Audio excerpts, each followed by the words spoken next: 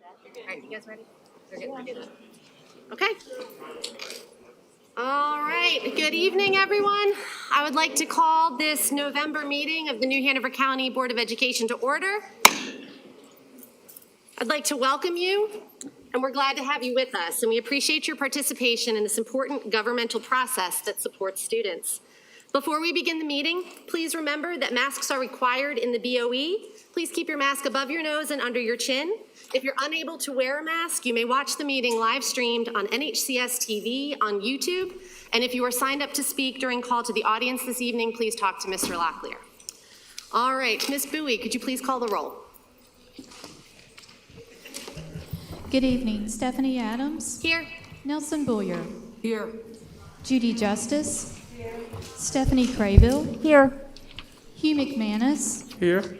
Stephanie Walker. Here. And Pete Wildebohr. Present.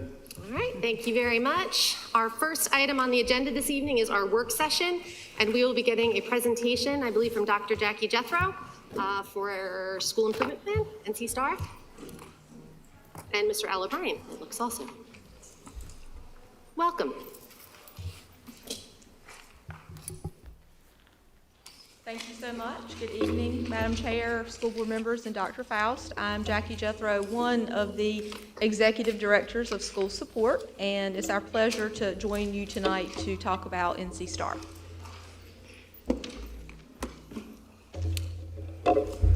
Good evening, Al O'Brien. I'm Jackie's counterpart. Nice to be with you guys tonight. So I want to talk a little bit about the school improvement process that we operate through NSTAR or NC STAR. For some of you who have been working with schools and school improvement over the years, you may remember that the school improvement process from years ago could be binders, right? Big binders that we would all put together, and we would all work on them very hard at the beginning of the year, and then we would take that binder and then we would try to utilize it throughout the course of the year. What we found is that sometimes those binders were kind of static and that we were not able to really drive school improvement through something that was static and written and not necessarily flexible. So the NC STAR process, or the NSTAR process, is a process, it's a web-based program, and it allows us to have a flexible and a proactive process in which we can allow the school improvement process to be fluid, and it can be adjusted as it needs to be throughout the course of the year. So school improvement plans are based on the current needs of our schools. So our next slide basically just gives us the access points. Mr. O'Brien, can you hold on? Let me pause Yes, you ma'am. for 1 second. Mr. Locklear, Is there a way to close the door? We're having a difficult time hearing the presentation. Can we close and bring people in as they're signing in? Or can we just ask that the lobby please quiet down? He's got the table set up. Thank you very much. All right, Mr. O'Brien, continue, please. Yes, ma'am, thank you. So the next slide basically just shows the access point and how to access a school's NC STAR or school improvement plan. It can be done two different ways. You can go to the New Hanover County Schools website and access it that way by going to the school sites, or you could go to the IndaStar website, which also gives you the opportunity to log in to the guest page where you can learn more information about each school's individual school improvement plan. And so again, the next slide is really just about the guest login and how to log in. You'll see that the login and the password are the same as you're logging in for a guest. So each school that we have has a different guest login, and then they have the same password that allows you to access the program. One final note before I turn it over to my colleague is that the school safety plans are not listed in the school improvement plan, so that is something that is kept separate. So, thank you. Thank you.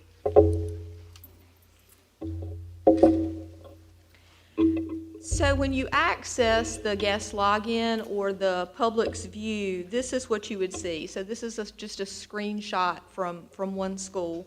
And it satisfies that general statute's requirement for the listing of the school improvement team members and the school's overall direction in terms of school improvement activities.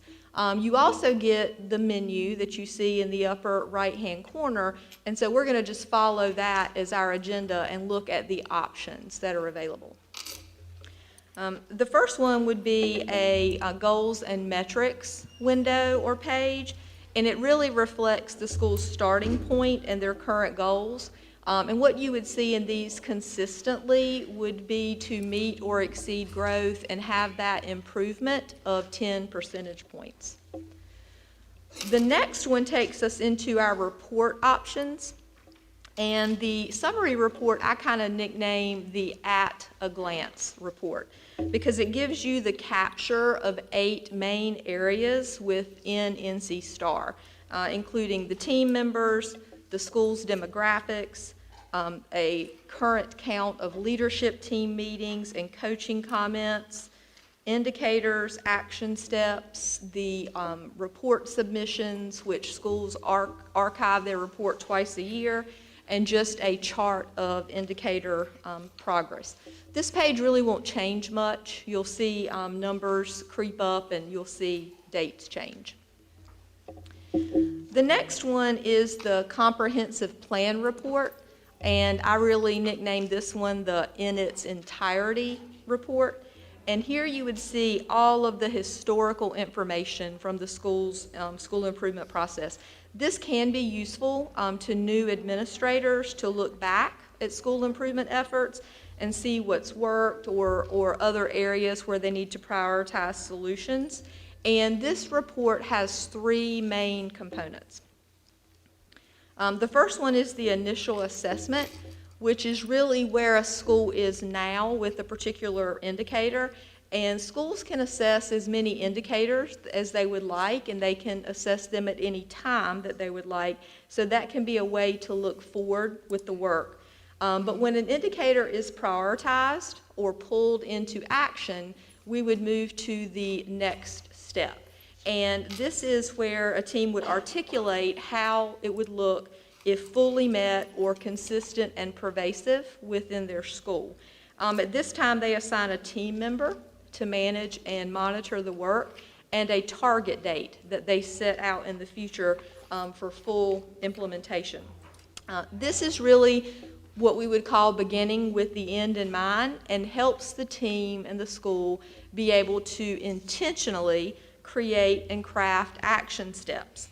The action steps also receive an assigned team member and a target date, and schools and teams can also add action steps, as many as they would like and as often as they would like. The packet that you have tonight contains an action summary report, And that's something that we pull at the district level, and it is filtered with all of the action steps at that point in time that a school would have for this academic year. At this point, I'm just going to step outside of the public view for a second and look at the school side. So this would be a snippet from a school's dashboard where action steps are added. And I really just wanted to point out here all of the things that NC STAR gives us that schools have actions, have available to them. So the little yellow boxes indicate links to WISE Ways, which are evidence-based, research-based documents to help support the team in working on that indicator. Indicators in action, which are related videos. And then the tools button includes templates and resources that would support their work. Also, we recommend this very intentional flow of action steps for our schools, and so you'll see that replicated in a lot of plans. And that's just really what the school needs to develop and communicate with reference to these efforts, and how we will support implementation, monitor the impact, and then sustain that level of work.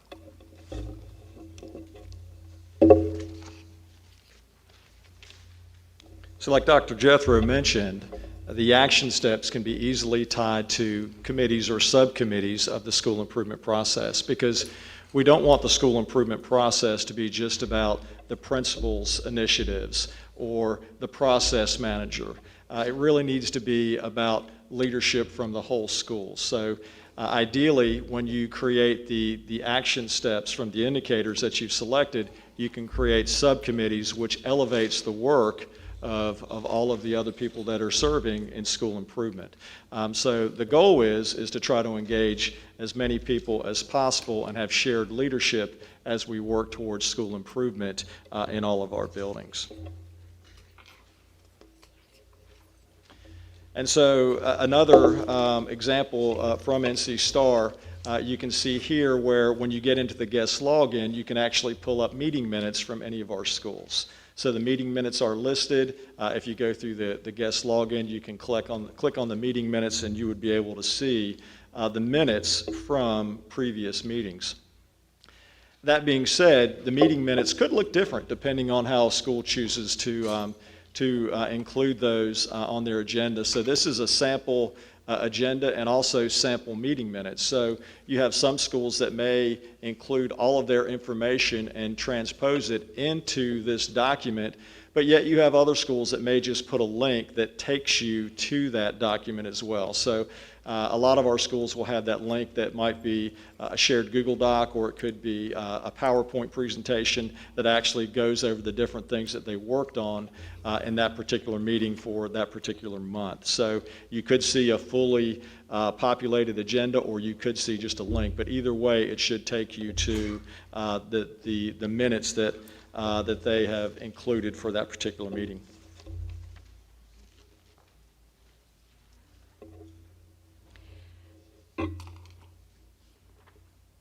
And then finally, we've included some direct links for you just to the 12 key indicators. The North Carolina Department of Public Instruction highlights these indicators and asks that schools really prioritize or assess them early on in their school improvement process.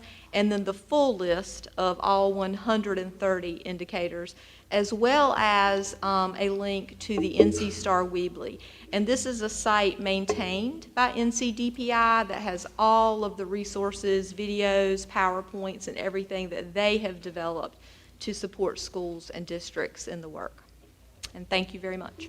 All right, thank you very much, Dr. Jethro and Mr. O'Brien. I'd like to open the floor to any board members that have any questions or comments. Yes, Ms. Graber. Okay, you know I do. So thank you guys for being here. I have been a part of school improvement teams for probably 20 years, and they have evolved, a lot. So I like this online approach.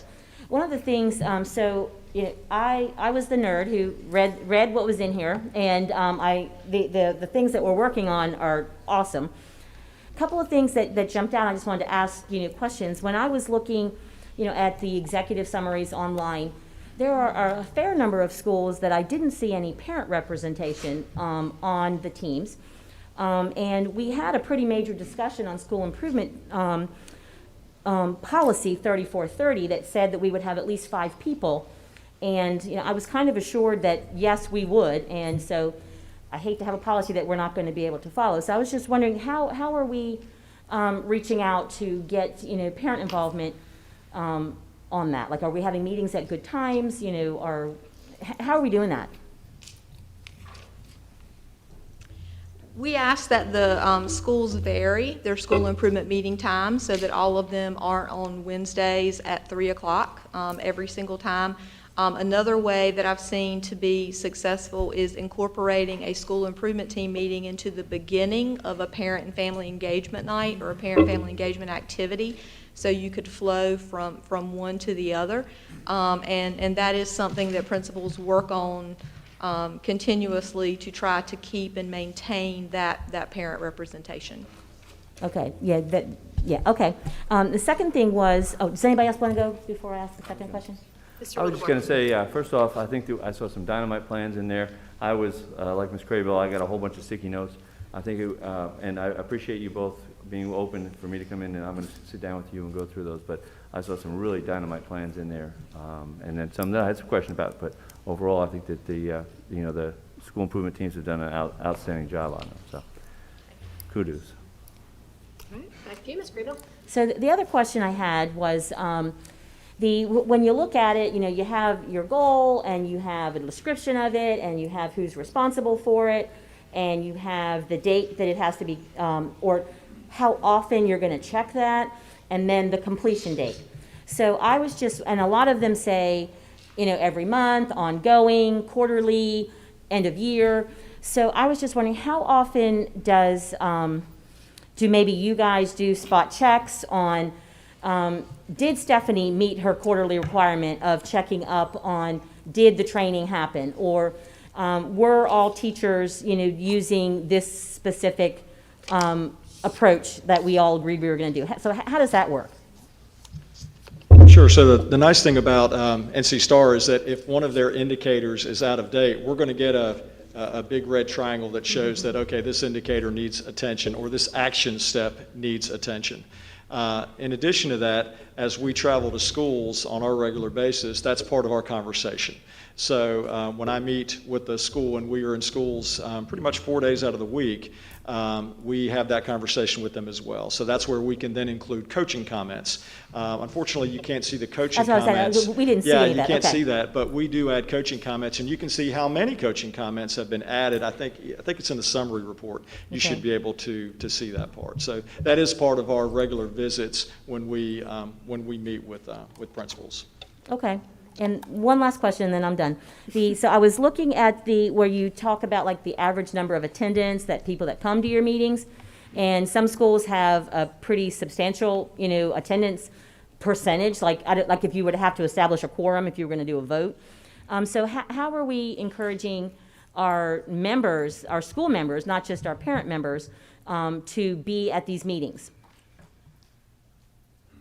One of the first things that they need to do is they need to make sure that they're taking attendance and then checking off, because in the actual process, when they have a meeting, their meeting minutes has a place where they can check off who was there. So they need to make sure they're doing that as well. So if you see a document that looks a little bit skewed, then make us aware, but they should be checking off the people that are there. So that would probably be my thought, is that maybe they just haven't checked off the boxes of those who were in attendance. But you'll see everybody that is listed on the team. And then when that meeting happens, there should be a place to check off whether they were in attendance or not. Okay. So. And because some of the school improvement work does happen in the subcommittees, as Mr. O'Brien mentioned on that page, if you're looking at averages in attendance, you could have a subcommittee that would be smaller than the full-blown school improvement team, and that could impact also. Okay. Now, I thought it was great. I wasn't looking to, catch you and not doing anything. I was just curious just to see how we were doing, because to me, school improvement plans are the lifeblood. It's kind of like our strategic plan for the district, and the school improvement plan is the strategic plan for the school. And so I was just looking to see how it varied. So, I love the program. So thank you very much for monitoring it closely and explaining all that to us. Thank you very much, Dr. Jethro. Mr. O'Brien, appreciate it. Thank you, guys. All right, next up on the agenda is the invocation. Before we go into the invocation, I'm actually going to pass it to Ms. Walker just for a moment of remembrance. This week we are doing a lot of events around 1898, so Ms. Walker, if you would like to say a few words. Thank you. I'm going to be brief because I think we should all just leave it to our reflection. But this evening I would like to lead us in observing a moment of silence to commemorate the victims of the 1898 massacre, which was 123 years ago tomorrow. Please join me in this moment of quiet reflection, please.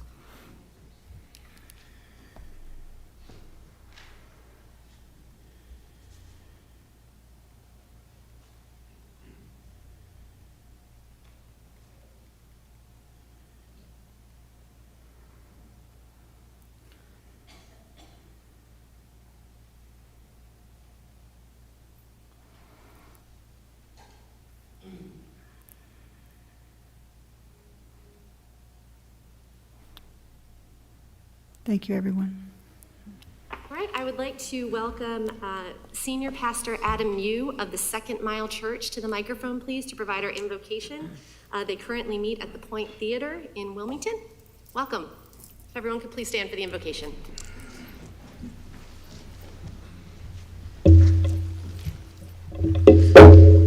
Thank you for this opportunity. Let's pray. God, what an opportunity it is to stand in this room and call out to you, Almighty God, amongst so many amazing people and leaders in our community, God.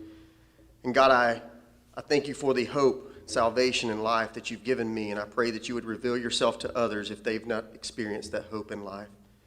God, I thank you for the men and women this week as we honor our veterans, God, that have served and are serving to provide this opportunity for us to stand in this room as a community and begin to decide and choose and discuss the future of our children and the education of our children, God. We thank you for those that have served. And God, we ask blessings over those families today. God, I thank you for the community leaders that are in this room today, God, to make decisions for our children. God, I pray for compassion and love. I pray for wisdom and direction, God, as they make decisions on their behalf. God, I pray right now for the teachers and administrators, the heroes of our community, God, that have served so faithfully over these last few months in such a trying time. I pray for a renewed passion again, God, to do what they're called to do. God, a renewed joy to stand in front of a classroom full of students, to love our children and teach them and shape them, God. God, I pray for the moms and dads that are in this room, the guardians. God, ultimately, that is the institution that you set up to truly shape our children, God. Restore homes again. Restore families again. Restore marriages again. And God, I pray for moms and dads that are out there. Give them strength to do what you have called them to do and bless them to do, God. God, I pray for you to show up in our classrooms tomorrow. I pray for you to show up in this room tonight. God, I pray that you would show up in every school represented in this county today, God. I pray for students in high schools and middle schools and elementaries, students and teachers, God, to feel your embrace, feel your presence across this county, God. We love you today. And God, we are honored to be a part of this beautiful county and what we're doing tonight. Thank you for this opportunity. In Jesus' name we pray. Amen. Thank you. Please remain standing for the Pledge of Allegiance. I pledge allegiance to the flag of the United States of America and to the republic for which it stands, one nation, under God, indivisible, with liberty and justice for all. Thank you. You may be seated. The next item on the agenda is the approval of the agenda. Are there any changes that need to be made? Ms. Justice? Yes, I move that we add a discussion under new business about having a student work day, a half day Wednesdays for students from December the 1st of 2021 through January 26th, 2022. So to be clear, the motion is to have a discussion? correct, on having a half-day for students on Wednesdays from December the 1st through, of this year, through Half-day January 26th. Wednesdays, December 1st through January 28th. 26th of 22, yeah. I'm sorry, January 26th, 2022. 22. Okay. All right. Is there a second? Second. Thank you, Ms. Walker. Any discussion? Well, today, you know, when I opened up, and well, it's not the first time I looked at it, I looked at what's going on with our employees. And we've got 60 people that are going to be leaving the district in the last month, 12 of them teachers. This is such an unusual number.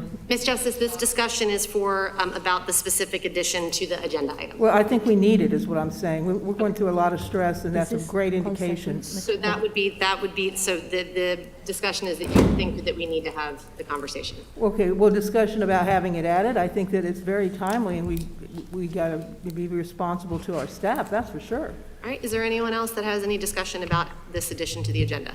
I just had a question for clarity, Ms. Justice. Is this, how would this be different than what Dr. Faust gave us, the report he gave us about half-days? This is a discussion in public so people can hear what's going on. This is what they asked for, that's why we were elected, not behind closed doors.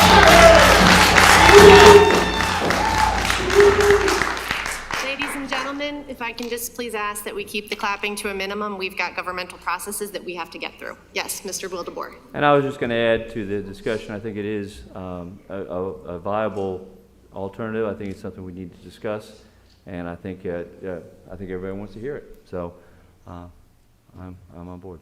All right, and this is for under new business, is that correct? Under new business, correct. All right. Ms. Bowie, if you could call the roll. Miss Adams? Aye. Mr. Boyer? No. Miss Justice? Yes, Miss Craybill? Yes. Mr. McManus? Yes. Miss Walker? Yes. And Mr. Wildebohr? Yes. All right, motion passes 6-1. It will be discussion for half-day Wednesdays from December 1st through January 26, 2022 will be added under new business. All right, any other items? Okay. All right, do I hear a motion to approve the agenda as amended? Move to approve the agenda as amended. Mr. Boyer? Thank you, Mr. Bullier. Second? Second? Thank you, Mr. Wildebohr. Any discussion? All those in favor say aye. Aye. All those opposed? Agenda is approved as amended. All right, next item on the agenda is a closed session. The recommendation is to enter into closed session pursuant to North Carolina General Statutes 143-318.11, A1, 3, and 6, to consider personnel matters and to maintain the confidentiality of personnel records under North Carolina General Statutes 115C-319 and -321, to prevent the disclosure of student records rendered confidential under the Family Educational Rights and Privacy Act 20 U.S.C. 1232G, to consult with the board's attorney to preserve attorney-client privilege information, including in the case captioned, David A. Perry versus New Hanover County Board of Education et al., New Hanover County Superior Court, case number 21 CV 003915. Do I hear a motion? So moved. Thank you, Mr. Bullier. Is there a second? Second. Thank you, Ms. Walker. Any discussion? All those in favor say aye. Aye. All those opposed? We are in closed session. Thank you very much.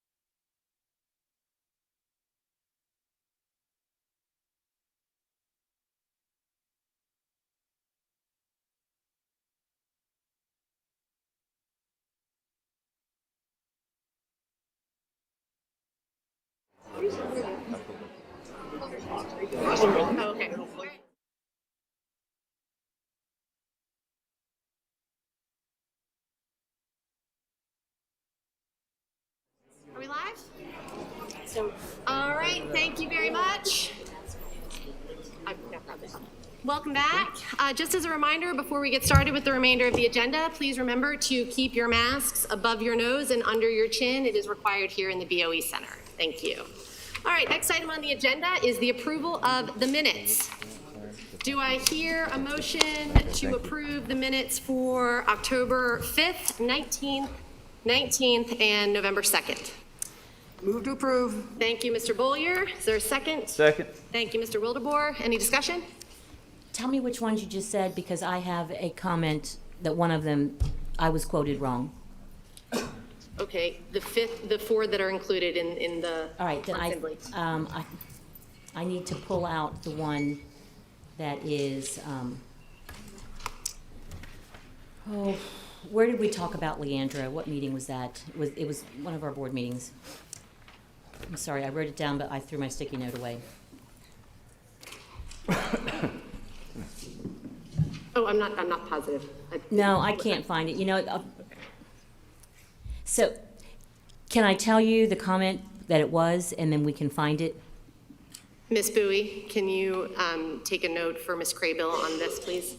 Yes, Thank you. in the meeting that we talked about, in the meeting that we talked about the Leandro, where we made the resolution, it said in there that I said that New Hanover County would not receive any Leandro funds, and I just wanted that to be corrected for the record, that I said we probably would not be eligible for those funds. So there's kind of like a big difference in we wouldn't, and because I don't have any say-so in that. Okay, so do I hear a motion to approve the minutes with the amendment that Ms. Craybill just provided? So moved. Thank you, Mr. Bollier. Is there a second? Thank you, Mr. Wildebohr. All those in favor, or any discussion? That was October 19th interim board meeting. Thank you, Stephanie. All right. All those in favor say aye. Aye. All those opposed? Minutes are approved. Thank you very much. All right. Next item on the agenda, recognition and achievements, always a high point of our board meetings. Chief Communications Officer Josh Smith, if you could please join us at the dais, or at the microphone. And before we get started, just a very quick recognition for our Chief Communications Officer. Happy birthday, sir. And happy birthday to my colleague who I share a birthday with, partner in crime, Caress Clay. Happy birthday, Ms. Caress Clegg. Okay. Good evening, Madam Chair, board members, Dr. Faust, colleagues, and guests. First up for recognitions this evening, we have Benjamin Tran of Ashley High School. New Hanover High Schools prides itself on preparing our students for a 21st century world. For some, that means four-year universities. For others, it means enlistment into our military services. For Benjamin Tran, a senior at Ashley High School, it means providing the opportunities and certification to ready him for a global workforce through our career and technical education program. Today, we congratulate Benjamin for being the first and only student in the district to complete the Career and Technical Education Autodesk Academy. And I believe accepting on his behalf are his teachers.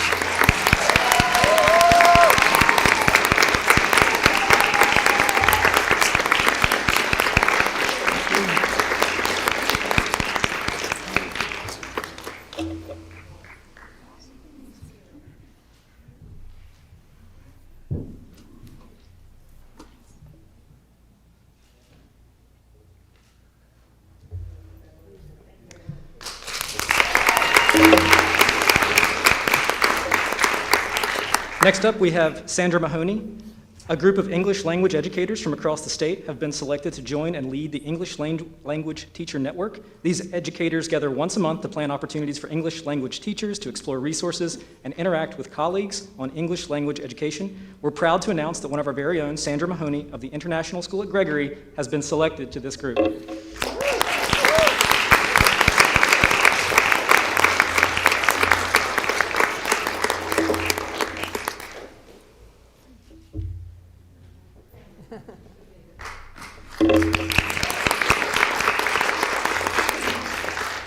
Next up, we have Tricia Toes of Forest Hills Global Elementary. This story has touched the hearts of all within the community. It's brought tears to the eyes of many. Right now, I'd like to take a moment to read to you a little bit about her story, if you'll indulge me. Ms. Tews was eating lunch at her desk at Forest Hills Elementary while her students did the same. The first 5 minutes of their break is always silent to allow chatty 5-year-olds time to slow down, quiet down, and eat, and it was quiet. Then she heard a muffled sound in the back of the room, so vague that maybe it was nothing, but her intuition told her otherwise. She looked up and locked eyes with Xavion, a bubbly student with round cheeks and a proclivity towards hugs. His hands were at his neck, panic was in his eyes, and the instant she saw Xavion's little fingers at his neck, she said that medical training and motherly instinct kicked in. She ran across the room, stood behind him, and began the Heimlich maneuver, one hand wrapped around the other, thrusting upward between his little ribs. Finally, he heard a little cough and a sound like Xavion was trying to talk with his mouth full. It's my honor to be here this evening as we recognize Ms. Tews, kindergarten teacher at Forest Hills Elementary, and present the Heroes Award for life-saving measures she performed with Xavion.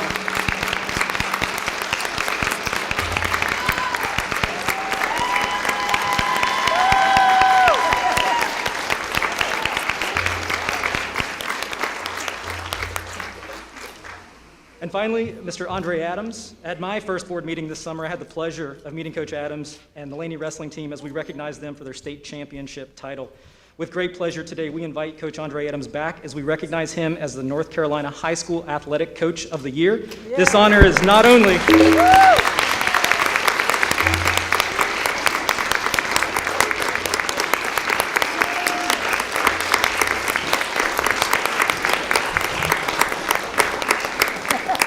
This high honor is not only representative of Coach Adams' commitment to his students on the mat, but also to all students he serves at Laney High School, as well as his commitment to creating a legacy of excellence for his student athletes.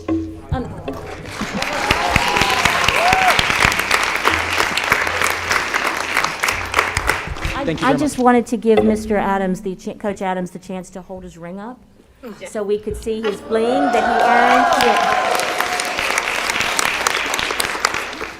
Don't get blinded by the light. All right, thank you, Mr. Smith. Those were some pretty incredible recognitions tonight. Ms. Tews, you saved a child's life in the classroom. That's incredible, and those are the types of educators we have in this district, so thank you. All right, congratulations to all of our recognized educators. All right. Next item on the agenda is the call to the audience. Madam Chair? Yes, ma'am. May I make a motion to combine the call to audiences so they are together on the agenda? So to do agenda and non-agenda items at one time? Yes, please. All right, that is the motion. Is there a second? Second. Oh, okay, let's give that to Mr. Wildeboer. Any discussion? All those in favor say aye. Aye. All right, all those opposed? All agenda items will be combined into this first call to the audience, agenda and non-agenda. Thank you for signing up, for everyone that is here to share comments and their concerns with the board. We welcome the engagement from our community. Just a few items before we get started with call to the audience. Tonight, I'll be calling 2 names at a time to keep the flow of participation moving. If you're next in line to speak, you may wait in the middle of the room while the person ahead of you speaks. You may remove your mask when you arrive at the microphone to speak, but please remember to replace it back on your face before you head back to your seat. Please refrain from using profanity, and disruptions by any person or persons at a public meeting will be subject to action, including removal from this meeting. Audience members, please do not yell out or respond to comments made by speakers during call to the audience. You will be given 1 warning, and if the behavior continues, you will be asked to leave. We will respect the rights of individuals who have come here to address the board. All right, thank you very much. We will start this evening with Christina Mercier, please. And next would be Mr. Peter Rawich.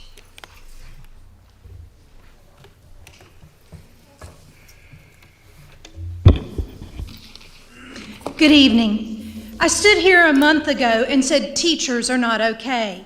Please understand I do appreciate some of what the county has done to help. I was able to pause my 3rd job and now only have 2. But as you know, this isn't a New Hanover County issue, it is a state issue.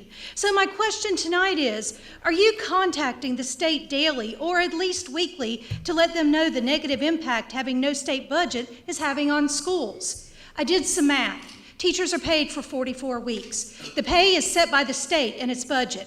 I figured out the hourly rate for teachers for both 40 hours a week, which is a huge joke, and 60 hours, which is more realistic for time worked. I used the numbers from the last budget passed. These are the results. 0 years experienced, 40 hours, $19.88 an hour, 60 hours, $13.25. 13 years experience, which is right before the 10 years of no raises begins. 40 hours, $27.25, 60 hours, $18.17. 25 plus years is where you top out. 40 hours, $29.55, 60 hours, $19.70. The New Hanover County Supplement adds on about $3 to $4 an hour at 40 hours a week and $2 to $3 for a 60-hour week. The raise given to substitute teachers last month, and again, I absolutely support that, means certified subs make $18 an hour based on a 7.5-hour day. Subs don't work 60 hours per week either. What is keeping every certified teacher in New Hanover County from resigning and becoming a sub? It's close to the same money, even for a veteran teacher, and much, much less stress. Teachers have contacted state officials and there is still no budget. You are all supposed to advocate for the teachers and students of New Hanover County. What we all need right now is for each of you to put pressure on the state. Local measures are fine, but are a Band-Aid to a much bigger bleed. What are you doing to stop the bleed? Are you contacting state officials? And if not, why not? Thank you. Peter Rawrich, and after Peter Rawrich will be Patricia McMahon. I stand here tonight with teachers, teaching assistants, and other staff that are overworked, underpaid, and who are working in unsafe conditions in our schools. Listen to their stories and then do something about it. Your continued inaction harms our children. I also want to acknowledge that tomorrow marks the 123rd anniversary of the murder of Joshua Halsey and the other victims of the 1898 massacre. The racism that divided and destroyed our city then can still be found in our institutions, including our public education system. Last month, Ms. Farnham presented her first quarter report on school suspensions. She focused on the decline in total suspensions in 11 of our elementary schools from 4 years ago. You seemed pleased with the lower numbers she reported. What's disturbing is what wasn't reported. Why were our 4, 5, 6, and 7-year-olds being suspended? Did they bring guns or drugs to school? Did they commit violent assaults? What interventions were tried before each child was suspended? How many days were each child kept out of school? How many of the children were Black? Nobody thought to ask those questions. And those numbers you liked, those aren't numbers, those are our children. Your continued inaction harms them. Love our children and keep them learning in schools. Thank you.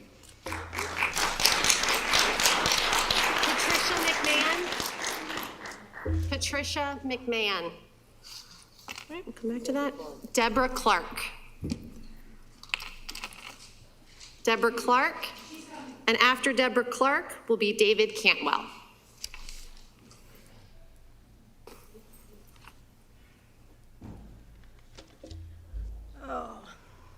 Good evening, board members and Dr. Faust. My name is Deborah Clark, and I'm a special education assistant in New Hanover County. This is my 21st year at the same middle school I attended over 35 years ago. I currently make an average of $15.50 an hour after 20 years of dedicated service to my county. This hourly wage is not far from my beginning pay 2 decades ago. My job also requires that I have a minimum of a 2-year college degree. I have not had a cost of living increase to my pay in years as I watch the cost of goods and services rise around me. I see better paying opportunities arising daily as my unrealistic workload ever increases. I did not begin this job for the money, but now I feel unvalued as an employee in addition to near poverty level pay. Instead of being paid as a mature professional, I am paid the wage of a high school graduate at Costco, Walmart, or the car wash near my school that pays $18 an hour. We are requesting a beginning pay of $17 an hour for starting TAs with an increase for years of service to recruit and retain qualified individuals. For example, someone like myself should be making $20 an hour after 20 years of service. My school is currently short 3 teacher assistants, and we are told we cannot hire more due to freezes and the budget not being passed. Students' needs are more intense this year than ever. Students are overstimulated, overwhelmed, overcrowded by combining classes, and behaviors are out of control daily. These staffing and salary shortages are creating an unsafe working environment for staff and students and a non-learning environment for students. The county has been given COVID funds, safety funds, ESSER funds, yet we have not benefited from any. TAs have not benefited. There's $80 million left for elementary and secondary schools, probably earmarked for books, renovations, etc. These things are wonderful but mean nothing without staff in our buildings. We are asking our school board and county commission to step in for us to raise our pay and provide us a bonus as well. Thank you for your time.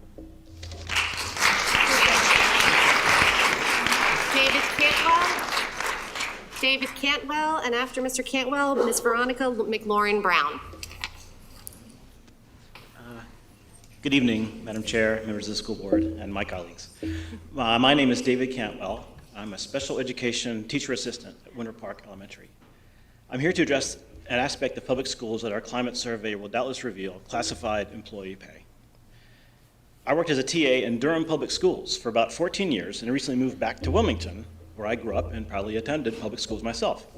When I first moved back here, I was excited because New Hanover County boasts that it pays teachers better than any other North Carolina county. I mistakenly assumed that meant that the county would also pay its TAs well, or at least fairly. Unfortunately, it doesn't either. After I started working for New Hanover County Schools, I was shocked and disheartened to discover that I'm seeing an hourly pay cut of over 25%, from about $19 in Durham to $14 here. If you take a look at MIT's living wage calculator for Wilmington, which I emailed to the board last week, you'll notice that a TA with my experience could not easily afford to be a single parent in Wilmington.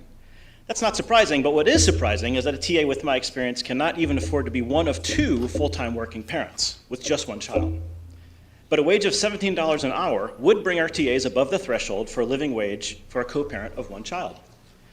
I've worked in general education and special education for years and can proudly say that I've taught many, many kids countless academic, social, emotional lessons, and even about life in general. TAs do this work because we find it fulfilling. We have a desire to serve our community. We are skilled educators and are happy to work hard, but we are not martyrs.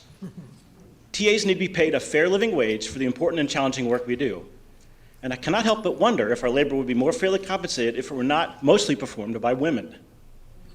We always appreciate the kind words of support from other educators and members of the community, but all TAs' work should be valued in a real way by a livable wage of at least $17. Thank you.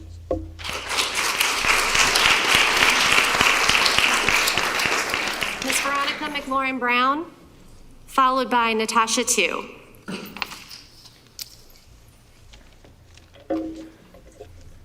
I first want to say thank you, educators, for coming out, expressing your concerns, and letting not only the board, but the school, the community know that you, all of you, are our society's heroes. And I hope that you will continue to advocate for what you believe in. Elementary school improvement plans list over 600 actions to achieve the objectives listed in the North Carolina STAR system. Not one of those 600 actions mentions the word suspensions. No elementary plan has a goal of reducing or eliminating out-of-school suspensions, even though the district's 2016-2020 strategic plan had a goal of ending out-of-school suspensions for all elementary schools.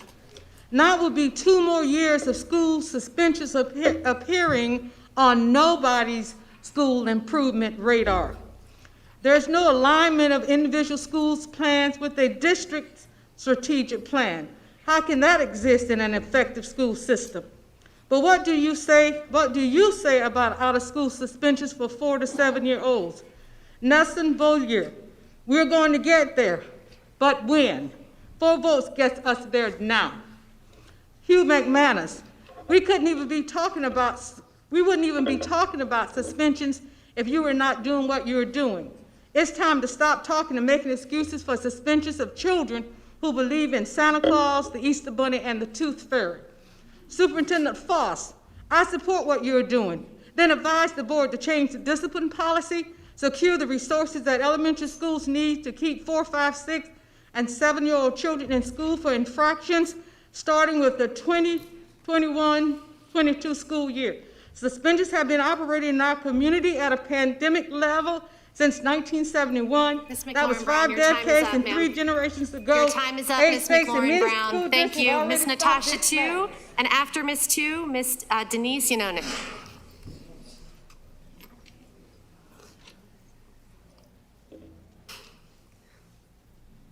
Good evening. My name is Natasha Tu. I'm a New Hanover County taxpayer and a former New Hanover County student parent. I'm here to state my support for parent choice. It's the right of the parent to protect their child in the way that they feel is best. It is the duty of the school board to respect that right. Under federal law, products, and this includes masks, issued with the EUA must be able to be refused without penalty. All COVID-19 masks are authorized, not approved or licensed by the federal government, and they are emergency use only. Under the Nuremberg Code, the foundation of ethical medicine, no one may be coerced to participate in a medical experiment.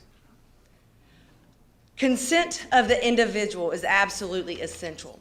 This isn't about public health, this is about control. None of what I've stated is new to any of you on the board. I do not believe any of you to be unintelligent individuals. I believe all of you lack good judgment, courage, and character. Regardless, I feel that I should thank each and every one of you. Thank you for the opportunity for me to show my daughter what it's like to stand up for what's right and true. And that often doing the right thing is the most difficult thing. Thank you for allowing me to show my daughter that I will fight for her no matter what the cost. I'm thrilled to report that since our last meeting, I have effectively rescued my daughter from your communist, Marxist indoctrination camp. Instead, like a large growing number of other parents, we are beginning our journey of homeschooling. She will no longer be singled out in your classrooms and in your bathrooms by your staff and made to sit in the back of the class or out in the hallway because she fidgets with her mask. I'm excited to teach my daughter about the U.S. Constitution, Bill of Rights, the Federalist Papers, and oh my gosh, the Bible. We the people refuse to raise victims or racists. I'm raising a freedom-loving, God-fearing patriot. Thank you.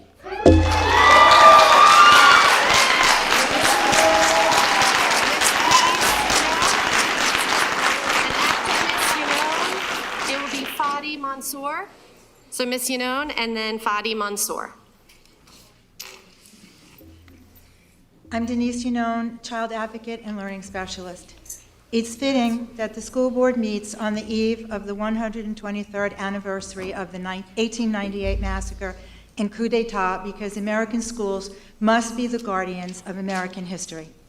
At the graveside ceremony honoring Joshua Halsey, Reverend Dr. William Barber called upon us to bear witness to the events of 1898 and teach truth. White supremacists murdered untold black Wilmingtonians and attempted to erase American history. Dr. Barber challenged our elected officials to rid our institutions, especially our schools, of the remnants of 1898 racism and exclusion. School board members, this means you guys. Dr. Barber spoke, "When people die from injustice, their blood cries from the ground. Listen to the blood." We also need to listen to our children. Students need to learn respectful communication skills with those who disagree.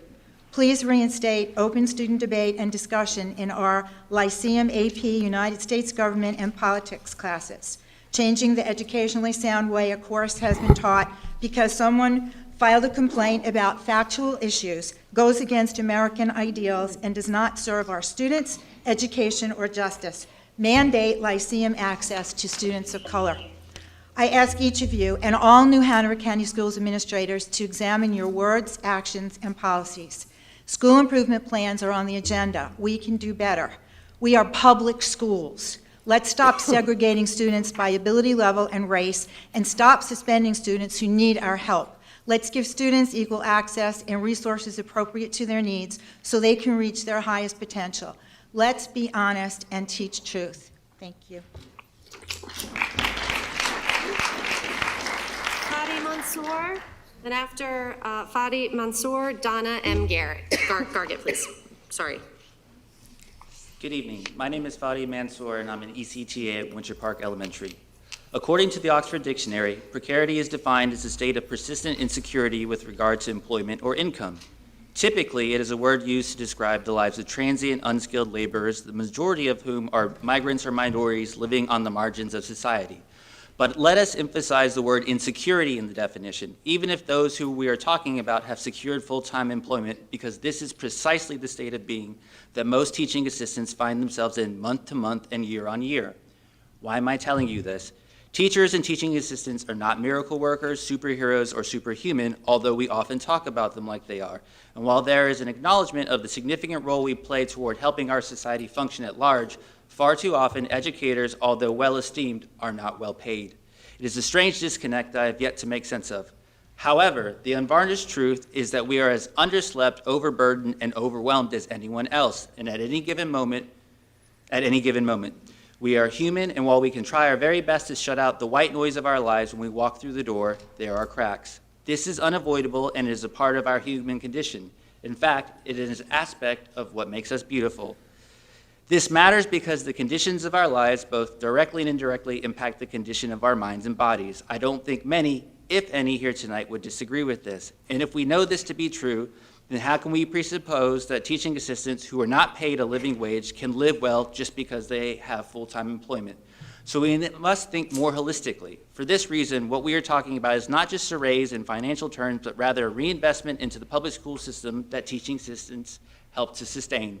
Therefore, to take better care of teaching assistants is to reinvest in our community and our children. In conclusion, while we are grateful for the appreciation that we receive from the school system, co-workers, and parents, we ask that you do more. Please do not just uplift us in your rhetoric. Act. Show us that you truly value the work we are doing by valuing us.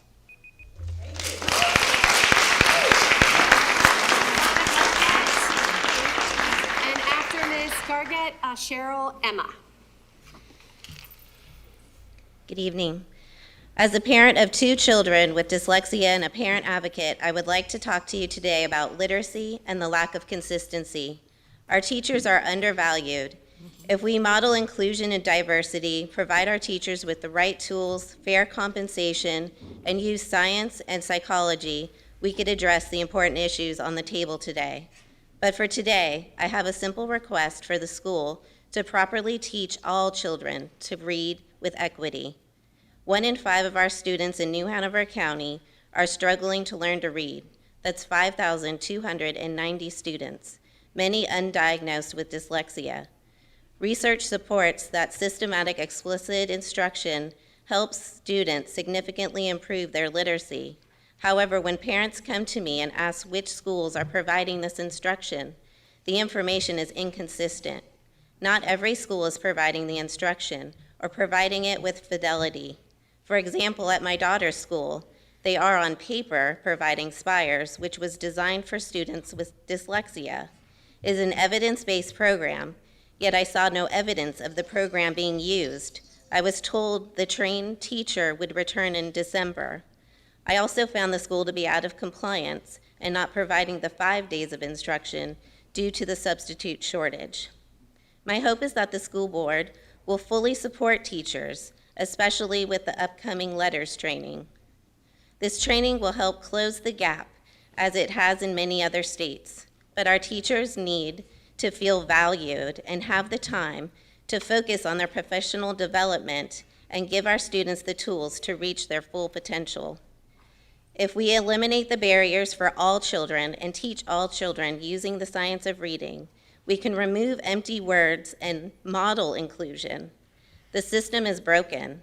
Supporting our teachers is one step towards Ms. fixing Gargett, it. your time is up, please. Thank you.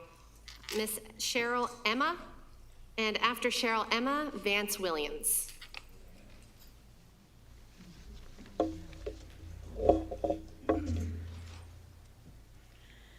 Good evening, Dr. Faust and board members. My name is Cheryl Emma, and I have been a teacher assistant for 16 years. I'm speaking on behalf of myself and all New Hanover County TAs who are asking for a starting livable wage through a much-needed and long overdue salary increase. Dr. Faust, we commend you for putting together an advisory committee for classified staff. We understand there is a salary study and a climate survey being conducted as well. We appreciate the bonus that we got last year, and we are hoping you will give teacher assistants a generous bonus this year as we wait for our salary increase. As the cost of living in New Hanover County has risen dramatically, I am still making less than $30,000 a year after 16 years, which comes to $14.84 an hour. Many teenagers with no experience can make a higher starting wage than a teacher assistant, and some of those are our previous students. I'm an Army veteran and have extensive retail management experience, and I could choose to leave the classroom for a higher wage, like some of my former colleagues have. But I love children, and along with the rest of the TAs, we play a vital role in the cognitive, emotional, and social development of children, and we're passionate about what we do. As you work through the salary study, please keep in mind the following. This isn't a job, this is a career. And we are professionals wearing multiple hats and multitasking daily. We have to be extremely flexible. As we come in the mornings, we can be pulled to be a sub in any of our grades at a moment's notice, especially with the staff shortages.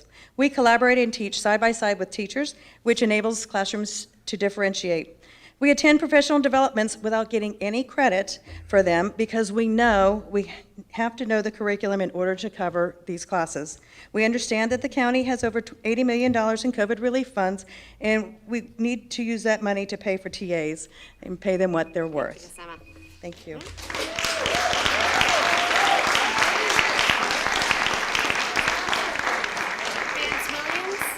Vance Williams will be followed by Sandy Isles.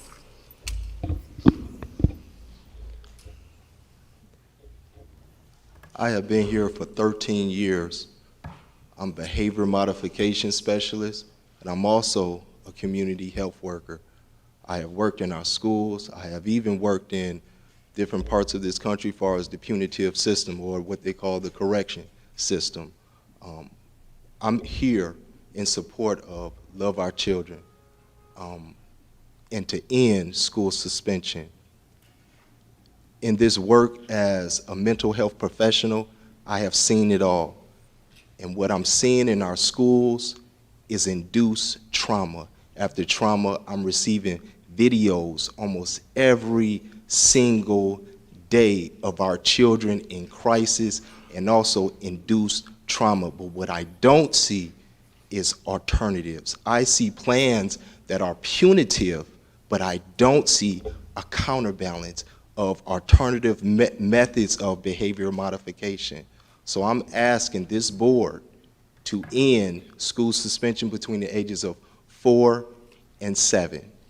But also, I spoke to community-based organizations, and I believe that they have more connectivity. I believe they have shared experiences, and I believe that they can help our teachers, they can help our TAs, but they feel disconnected from the schools. They feel disconnected from charter, they feel disconnected from the public sector, and that has to end. Community-based organizations that are trained professionals should be a factor in this process of ending school suspension and offering our teachers support. Thank you.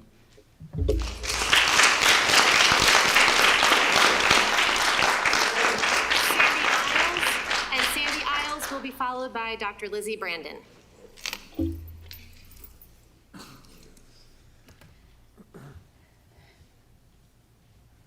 Ms. Adams, why did you reject requests to add staffing concerns and review of seclusion restraint data to tonight's agenda?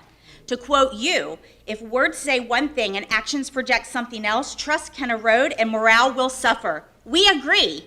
It's time you act and provide our teachers with necessary tools to safely support our children.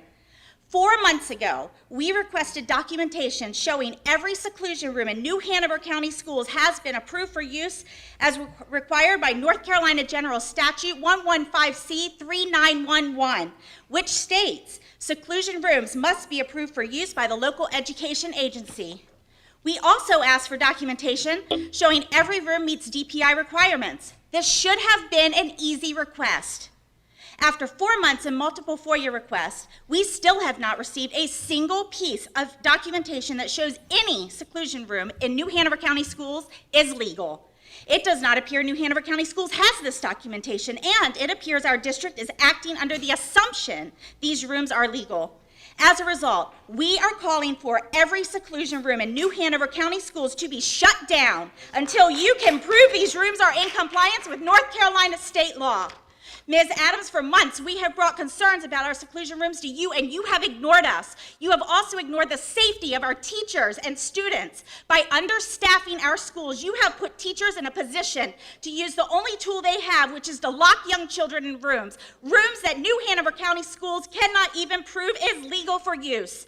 This is pure negligence, and it is shameful our district has chosen to ignore the problems, putting both students and staff in danger. Do any of you have the moral courage to do what's right for our kids? You must shut down these rooms until you can show they are compliant with North Carolina state law. You cannot operate them otherwise.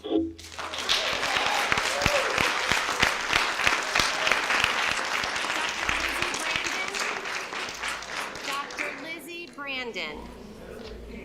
If Dr. Lizzie Brandon is not here, next up would be Reginald Pickett, and followed by Reginald Pickett would be followed by Aaron Jones.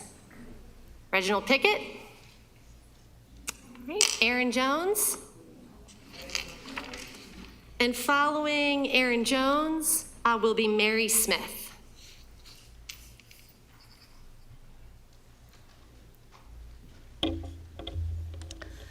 Good evening. I'm a special education TA at Hoggard High School.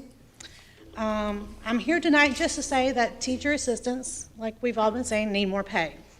We are the ones who are down in the trenches doing the work that most staff cannot, will not, or do not want to do. I've heard many times from staff that I couldn't do your job, or you don't get paid enough to do that job. And I totally agree with that sentiment. We get hit, punched, kicked, and spit on. We perform the basic daily needs of our students that they cannot do themselves. We also perform some medical necessities that we are not trained to do. I encourage you to look at human resources, the correlation and the turnover between TAs and why they're leaving. I have been at Hoggard High School for 15 years, and I have personally worked with 57 people as a TA, and that's how many have left the school. The shortages require all of us to do more work. We have to do double the work, sometimes have to be in two places at once, or having to choose one student over the other, praying nothing bad happens to the one we did not choose. I don't dream of being rich. I dream of not living paycheck to paycheck. I dream of being able to take my family to a movie on a Saturday and not have to worry about the cost the next week and having to pay a bill. I cannot do that right now at this pay. I've spent a better part of my adult life doing this job. I wouldn't trade it for anything. But I tell you, we are not disposable. Our students need us, and we need the pay to survive. I'll just leave you with this. You are what you do, not what you say you'll do. Thank you.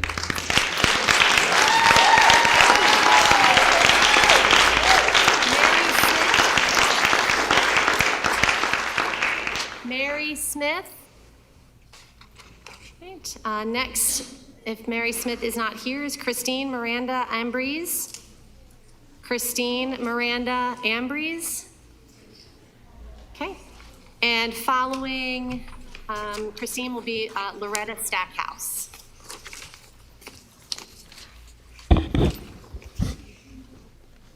Good evening. My name is Christine Miranda Ambrose. I'm a teaching assistant for a special education class at Ashley High School here in Wilmington. It is clear we're extremely short-staffed. People are quitting, choosing early retirement, or taking time off due to burnout. I'm reaching burnout. I see this every day when there's not enough substitutes to cover a class. TAs are fulfilling roles as substitute and TA in the classroom. All of us are here tonight understand that we're facing the staff shortage because our work is very difficult, and yet we're consistently undervalued and undersupported. As a TA, I'm a trusted adult. In these students' lives, in your children's lives, I hold many hats in the classroom. I'm a janitor. I clean up feces and puke when a student has an accident. I'm a nurse. I check temperatures, make ice packs on the go. I carry Band-Aids in my pocket. I'm a student advocate. I ensure all students receive a quality education, no matter what their disability or what language they speak. I'm also a de facto ESL TA. by ensuring all of our non-native English speakers know where they need to be. My number one priority, though, is that your child feels safe so that they can focus on learning. Certified teachers have received a $400 a month increase approved by you, Dr. Faust, and the board. Substitutes now have received a substantial pay increase, making more money than me and much less responsibility. Can caring for your student intimately only be worth $13 an hour to you? I cannot possibly survive on $13 an hour, so I'm forced to work a second job to keep my income and keep a roof over my head. I make more money at my second job, but it's not very fulfilling. There's no required skills. It's thankless. It's easy. Also, I leave you with this. Can you work 7 days a week and continue to give 110% to your students every day? Thank you.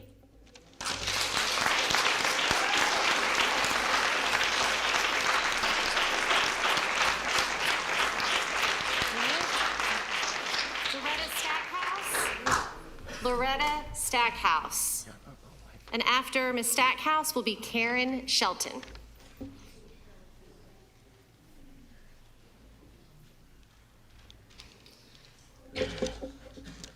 The North Carolina Regulation Number 115C-105.27 of the School-Based Management and Accountability Program states, all school improvement plans shall be data-driven. Data from 2018-2019, the last school year before the pandemic, shows that 40% of school suspensions of elementary students were in K to second grade.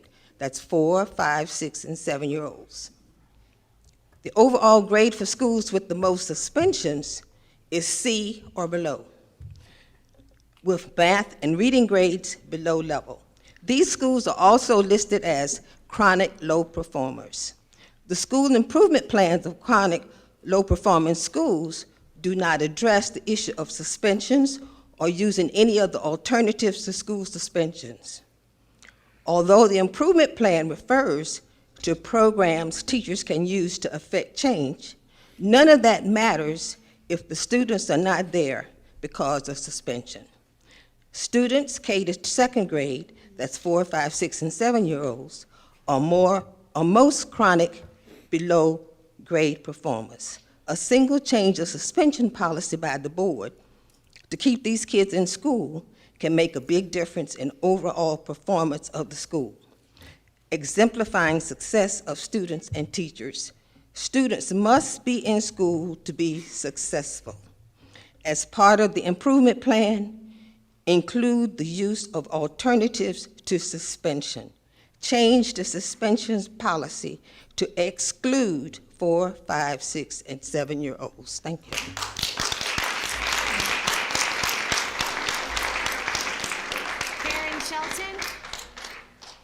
Karen Shelton, followed by Tracy Novak. Good evening. I am here to express my concerns over adverse classroom behaviors due to staffing shortages, low teacher assistant salaries, and how these issues affect TAs and students. Adverse classroom behavior, it happens. Our students have difficulties just like anyone else. However, the students' behavior I've seen this year are far worse than ever before. We experience intense behavior disruptions daily, and it often requires more than one educator to calm the situation down. Unfortunately, because TAs are pulled out of their classroom so often to sub, there is not another staff member to help curtail behavior disruptions, and all learning comes to an abrupt halt. Whole classes have to be evacuated because of the behavior of one student simply because there's not another adult around to help. This is constantly decreasing learning time for all students, putting them at disadvantage to succeed. In reference to staff shortages, currently there's a shortage of substitute teachers throughout the county. This is only getting worse as more teachers quit or retire. We've already lost 5 staff members at Forest Hills. Due to this shortage, TAs have to sub in other classrooms weekly and often daily. we don't get a chance to build consistent and trusting relationships with our students. Our students are not receiving the superior education as stated in the New Hanover County mission statement. Instead of the superior education that you promised, they are now receiving inferior education, and this is a broken promise. In closing, I ask you to hear the voices of everyone tonight and decide to invest some of the COVID relief money into salaries. An investment in us is an investment in our students. Right now, we are praying.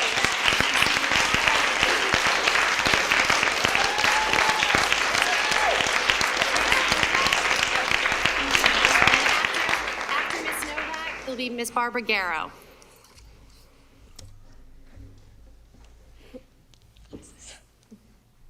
Good evening, Dr. Faust and board members. My name is Tracy Nowak, and I'm a TA in my 12th year. I'd like to piggyback on what you've heard from my colleagues. There's no question that TAs are underpaid, and I know that a portion of our raise has to come from the state. But tonight I'm asking that you use monies from the $80 million in COVID relief funds our county received to help fund raises and to supply substantial bonuses while we wait, and that you lobby for us at the state level. We know there's a classified salary audit in the works, but what worries me is that it will take 3 years to fully complete. It said that some employees could start seeing a raise next July, but who? How long will we have to wait for a substantial bump in our pay, one that truly reflects our experience, skill sets, education, and expanded job duties? I'm a divorced parent with a college student, and I can't afford to live on my own working a full-time professional job. I currently share a rental home with my sister. To put things in perspective, the last job I had where I worked this hard, where I had to multitask all day, every day, deal with and provide services to people at all levels, problem solve on the fly, continuously learn new programs and skills, I made almost triple what I made now, and that was over 20 years ago. But this is what a current TA does in our district. Many of us veterans can do this seamlessly, but it is getting harder, and we really are overworked. And yet, we still want to do what's best for our students and keep these jobs. Growing our students is why we took these jobs in the first place. I could make more working at Costco, sure, but that work is not meaningful to me. I need to be paid as I should for this job. Teachers and TAs are leaving the profession in droves. They've decided the stress and ever-increasing workload are taking too much of a toll on their home lives and their mental health. Losing experienced TAs will also be very detrimental to our students who are already behind academically and in distress. Student success happens with all hands on deck. Thank you for your time and for appreciating the work that we do. We know that you do, but now we need you to do what you can to help us make a livable wage.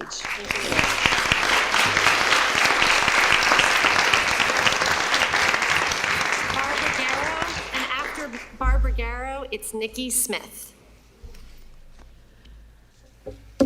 Thank you for giving me time to speak tonight. It's obvious that in this room, there are a lot of people here that are feeling very anxious, have been under stress, and it's a problem that the school board needs to address. I read today an article on NPR from the Journal of Pediatrics. UCLA did this study that they found a direct link between experiencing discrimination at a young age causes at least a 26% increase in mental health problems later in life. We need you, the school board, to adopt a policy of ending out-of-school suspension for our youngest learners, 4, 5, 6, and 7-year-olds. I'm going to quickly share with you a resolution that was signed by the Lower Cape Fear YWCA board and their CEO that says, whereas during the 2018-19 school year, there were 2,910 out-of-school suspensions in New Hanover County schools, and black students were 7.9 times more likely than white students to receive a suspension. Whereas there was 887 out-of-school suspensions in New Hanover County Elementary School during that same school year, and kindergarten, first, second, and second grade children made up 40% of the suspensions. Black students represented 61% of the suspensions, even though they made up only 18% of the elementary school population. Resolved, we, the undersigned, call for the end of out-of-school suspensions for 4, 5, 6, and 7-year-old children, except for offenses that endanger health and safety, such as the possession of weapons, drugs, or violent offense. And it's signed. Thank you for your time.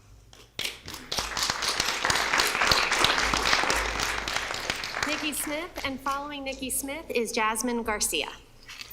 Good evening. My name is Nikki Smith. All the students call me Miss Smith. I have been employed at Forest Hills Global Elementary for 7 years as an instructional assistant in the special education department. Every day I work with students who need intensive behavioral and emotional support. I love working with children and trying to help them use strategies and coping skills so that they can become positive citizens in our communities.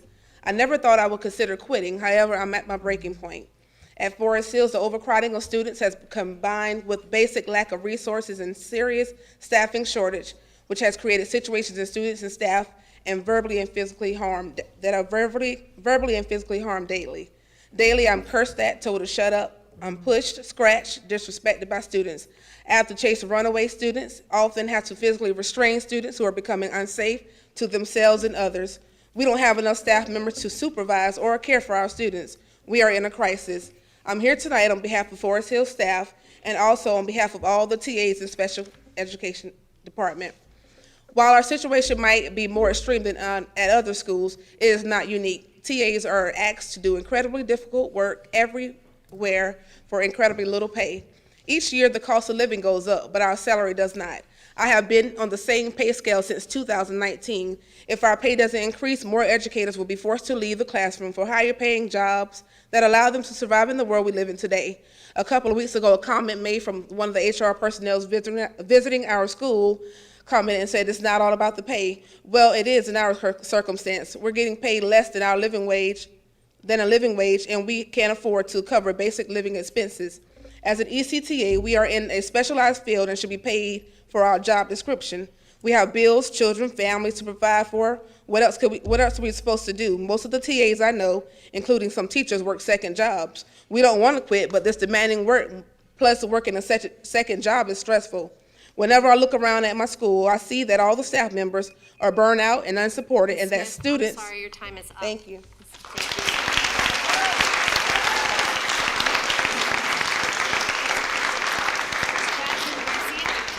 followed by Mark Whitehead. Mark Whitehead, you are next. I work also as a special education instructional assistant at Forest Hills Elementary, and like many of my colleagues have said tonight, TAs across the district, and especially at Forest Hills, we are very overworked, underpaid, and we are in severe crisis. Our staff do their very best every day to ensure that our students receive the best possible education, but these unjust conditions are beyond our control. Without immediate intervention from the district, our students and staff will continue to be harmed in an unsafe environment. The overcrowding of students combined with a lack of resources and a staffing shortage has created a situation in which students and staff are verbally and physically harmed daily. I am now teaching in a vestibule hallway in front of an elevator with inadequate resources and space to provide proper designed instruction to my students. We also have a kindergarten class in our library, and the students are not allowed to go to the library because we have not an ounce of room left in our school. Over 2 weeks, our staff wrote a letter 2 weeks ago to the district pleading for more staff. 75% of our staff members signed it. While we wait on the district to take action, we have already had 5 incredible people leave. They've resigned, and we know of others that are about to do so, which is resulting in TAs being asked to do more than what we're supposed to do, and our mostly important, our students are suffering. Students and staff should not be concerned for their personal safety and attend school each day. And this reality is devastating. We are doing everything we can, but we do not have the power to change the conditions. You guys do. The county has $80 million. We talked about that in COVID relief funds. We are asking now, we need the help now to provide money for staffing our school, for TAs. Your time is up. Thank you. Thank you.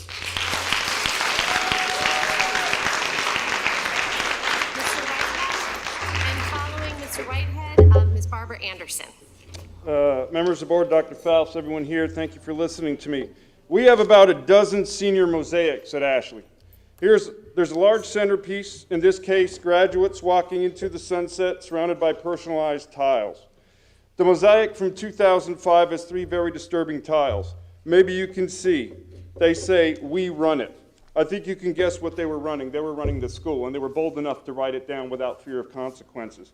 Then Mr. Matt came in and cleaned our school. His motto was clean by Halloween.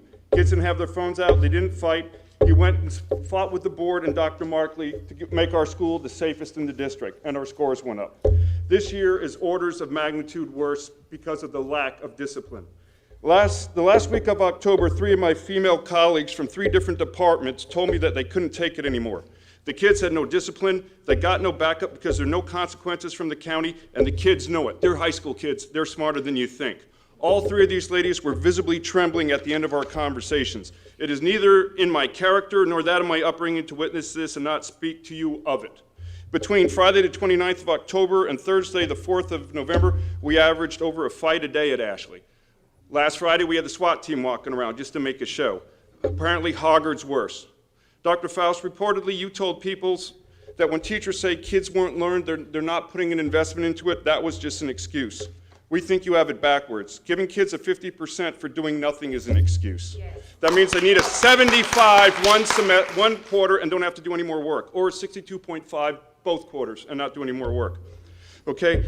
My underserved students whom you are so concerned with, their fortunes in school do not rise and fall according to the whims of your charity. That is not compassion, that is condescension, and it smacks of narcissism. It is moral, intellectual, and emotional cowardice to remove any barriers to these kids by saying, we're going to drop the bar. Last month, someone was kicked out of this meeting for not wearing a mask. Mr. Whitehead, I'm sorry, your time is up. Thank you.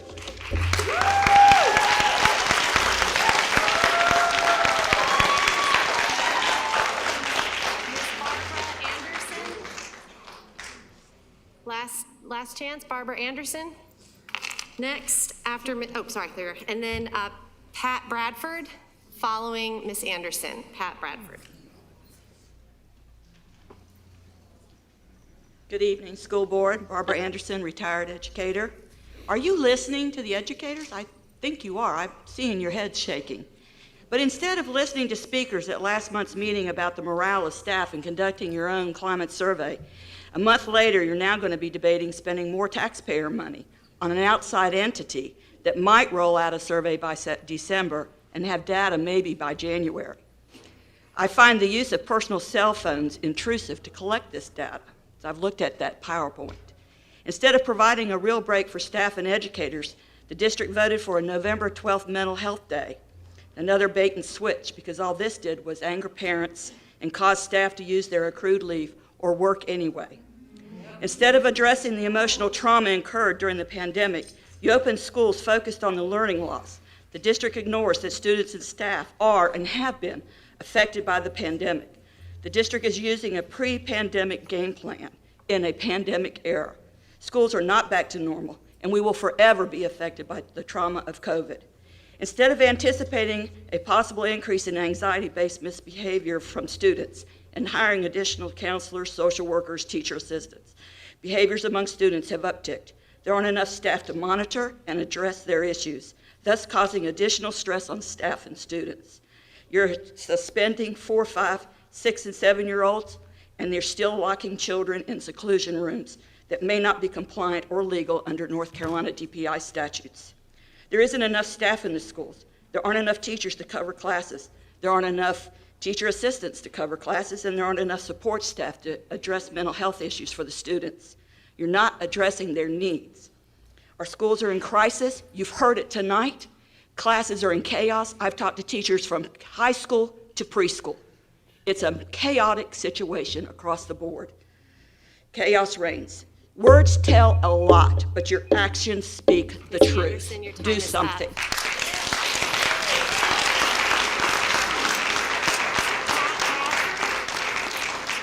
Pat Bradford. And after Pat Bradford, Alan Sewell. Good evening. Wow. Things are tight, huh? I'm here about masks. The government has no place in our health decisions, be it masks or experimental gene therapy drugs. Tonight, you consider masks yet again. They don't stop transmission of the virus. They make people sick, bronchial pneumonia, all the germs on these little suckers. You know that. You know it full well. And I've come to the conclusion it's not at all about the children's health. It's not about the kids that you're suspending. It's not about the TAs. It's about power and control and greed.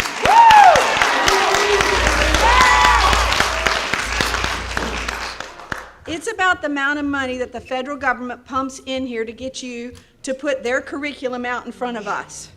It's against the parents' wishes. You've become puppets, either willingly or unwillingly. You've become puppets of the federal government. And it's a corrupt federal government. It's time to stop sexualizing our kids. It's time to stop teaching them anti-American values. It's time to stop the anti-white, the anti-Christian, and the anti-family curriculum. It's time. We, the people, we know. We got your number. And we're done. Stick a fork in it. We're done. No more masks. No more mandates. It's time to go back to teaching reading, writing, and arithmetic. Support your teachers. Keep your little people in there. Don't suspend them. Do what you were elected to do. Amen.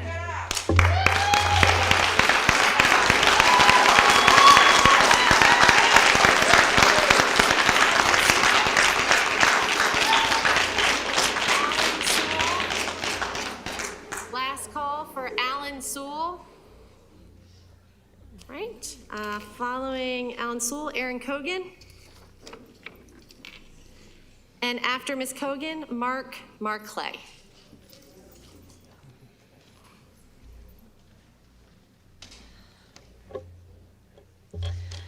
My name is Erin Cogan, and I'm here because of the mask mandate in the schools. Some of you on the school board have told me that you cannot vote in favor of parental choice and make masks optional because of the Health and Human Services. That is not true. You voted to put the mask mandate in place on August 3rd, and Health and Human Services didn't vote to mask until 28 days later, on August 31st. Board, I will remind you that you do not report to the New Hanover County government. You are an independently elected board responsible for the school system, not the county government. As of Friday, November 5th, there was a weekly average of 13 COVID positive patients in New Hanover Regional Medical Center. Our local hospital serves 7 counties. But even if I were to assume all 13 of those patients were from New Hanover County, it puts us at 0.0004% for hospitalized COVID patients. That is 0.004 of 1%. None of these patients are ICU patients. Only 2.7% of all of the citizens in New Hanover County are positive with COVID as of Thursday. That means over 97% of our citizens are free from COVID. To put that in perspective, the average flu season has a positivity rate of 3 to 11%. New Hanover County Schools also updated their COVID dashboard on Friday, November 5th. And it shows a total of only 5 COVID positive cases in all of the county schools. That's roughly 26,000. That is 0.019%, 0.0001% with 0 hospitalizations. The mask optional private schools in our county have the least amount of COVID cases. Time is up, please. There's actually more sex abuse allegations. Step back from the microphone or you will be removed.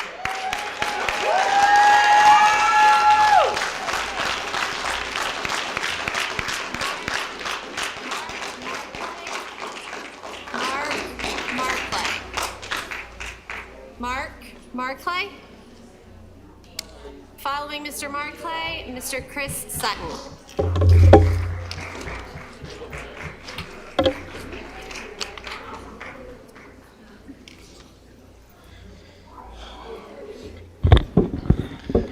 Good evening. My name is Mark Markley. How did we get here? It's been a long time since I've been in school or took any action to attempt to change and perhaps improve things in our local schools. I did come before the school board many years ago in an effort to reintroduce prayer into our schools, citing the decline of a number of social and moral issues after prayer was removed from our schools and the public square. I don't think that was a fruitful effort, sadly. Now our world and society has become so much more progressive, if you can call it that. When did children or their parents become the ones to determine the gender for themselves or someone else? When did it become okay for boys to go into the girls' bathroom, locker room, or other private areas? How is it that in some schools you have to refrain from using certain pronouns? And I'm not assuming that this is one of those schools. I would imagine that some of you have children and or grandchildren, and you want what is best for them, and you'll protect them to the best of your ability. I think you have to agree we've gone too far in an effort to be understanding and compassionate. I think that's called woke today. And now, with the onslaught of what is being called the coronavirus, extreme measures have been taken in an apparent effort to minimize the disastrous effects and to reduce the spread of this disease. From what I understand, the number of COVID cases, well, we just heard the stats on that, way less than 5% in the schools, which suggests that we are no longer in an emergency mode. I would wholeheartedly request that you remove the mask mandate for our children, and before injecting them with an experimental vaccine, that you thoroughly research the potential ramifications of that irreversible injection. Perhaps it would reduce some fears and bring hope to the students and their families. Mr. Markley, your time is up, sir. No, it's not. Sorry. That's right, I was almost done. Can I just make one suggestion that we look into the association? I'm going to have to ask You're going to have to step away from the hammer me. microphone, please. COVID-19 and 5G is a very serious issue. Thank you. It's your last night as chair. You should have just started banging it. Miss Adams, I was honestly going to spend some time really fragging you for that cease and desist order. Excuse me 1 second, Mr. Sutton. Okay. After Mr. Sutton is Miss Angie Caney. And if Ms. Bowie, if you could restart the time, please. Cool, thank you. I was going to spend my time really getting on you about that cease and desist order you sent me. Really didn't appreciate that, but instead, honestly, I'm gonna talk about the teachers instead, because honestly, that's more important. Thankfully, this is your last night as chair. So our teachers, I brought up we needed a request for funding. We could have, you hear that we need the money. We could have went and asked the county for the money. And you hear these teachers talking about being scratched and all this different things. That's community violence. What do you think those kids are going to end up becoming? They're the people that are going to rob you and everything else. They're going to be the menaces to society. Same thing with the endowment fund. You still haven't even done anything with the endowment fund. $1.2 billion they're asking our community to help. Like, what do we need help with? Y'all still haven't turned anything in. The truth of it is that I turned in a list that was very long, bereavement benefits and everything else, requesting y'all just to at least think about it. We could even do a school different. We can do so many different things. But honestly, it's not even about the money anymore. It's the disrespect. Y'all have disrespected multiple times our school teachers. Miss Adams, I watched you accost a teacher, and you told me that didn't happen. A teacher held up a sign, and you banged the gavel and threatened to kick her out, and the sign said, "Ask me, I'm a teacher." Okay? That lady resigned. All right? That's why we're losing him. Miss Crable, this last policy meeting, you had the audacity to say that we should not be naming facilities after people, but then in the same breath go, oh, unless they got money, they're big donors. These people dedicate their lives. A teacher can spend 30 years of their best lives teaching our children. You're telling me they're not good enough to have something named after them? Same thing with a coach. You have your priorities mixed up. You put money above compassion. We need them. They are our community. Yeah, laugh it up. You think it's funny. You think it's funny. This is not a game. Please, I want y'all to talk about having a request for proposal sent from this board to the endowment fund that has $1.2 billion and to the county commissioners, including one that showed up here tonight because he cares. Y'all have a good night. We'll talk about that cease and desist next time.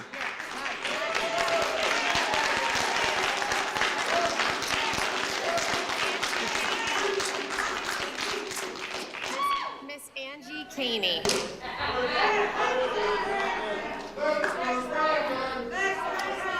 Ladies and gentlemen, this is called to the audience, and it's the opportunity for the speaker to speak, not the audience. Ms. Caney and, oh, excuse me. Who is that? Excuse me, officer, please remove that woman. There is to be no, the woman with the sweatshirt and the blue mask, please remove her from the premises. There is not to be profanity used in these meetings.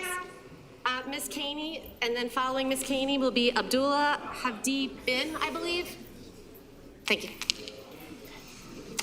Feels like safety and security is not really the priority of Hanover County Schools. We opened our school year with gun violence on campus and never even took a moment to look back, try to learn about that situation, nor have we helped our students, staff, families, and community to even heal.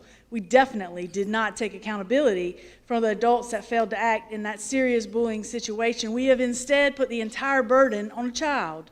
There's literally not one day that goes by that I don't have a parent reach out to me for advocacy and support for bullying that's going on in our school, and never a day that goes by without multiple fights on the campuses of our schools. Every single time we have a fight, a student assault, a missed opportunity to protect children, the excuse is that there's not enough staff or that staff is overworked and undertrained. Of course they are. There's literally no one advocating on their behalf who has the power to change anything. You keep adding responsibilities and taking away support. Fix it. Not only that, but you have enabled an environment of fear, kind of like you see here tonight. Even when the laws and policies support equity and inclusion, it doesn't. Tonight and in the last few months, you've seen the grown-up version of what our children contend with every day in school, and there's no one to protect them there. Are you even aware, or better yet, do you even care, that a group of LGBTQ students were bullied when their pride group was infiltrated by students who were doing the dirty work of hateful adults? Are you going to ignore the fact that you're targeting children of color by creating policies to encourage arrest, turning our schools into prisons instead of being proactive with restorative justice? Many of us within the community agree and have for years that mental health support and social emotional learning is the key to addressing these safety concerns.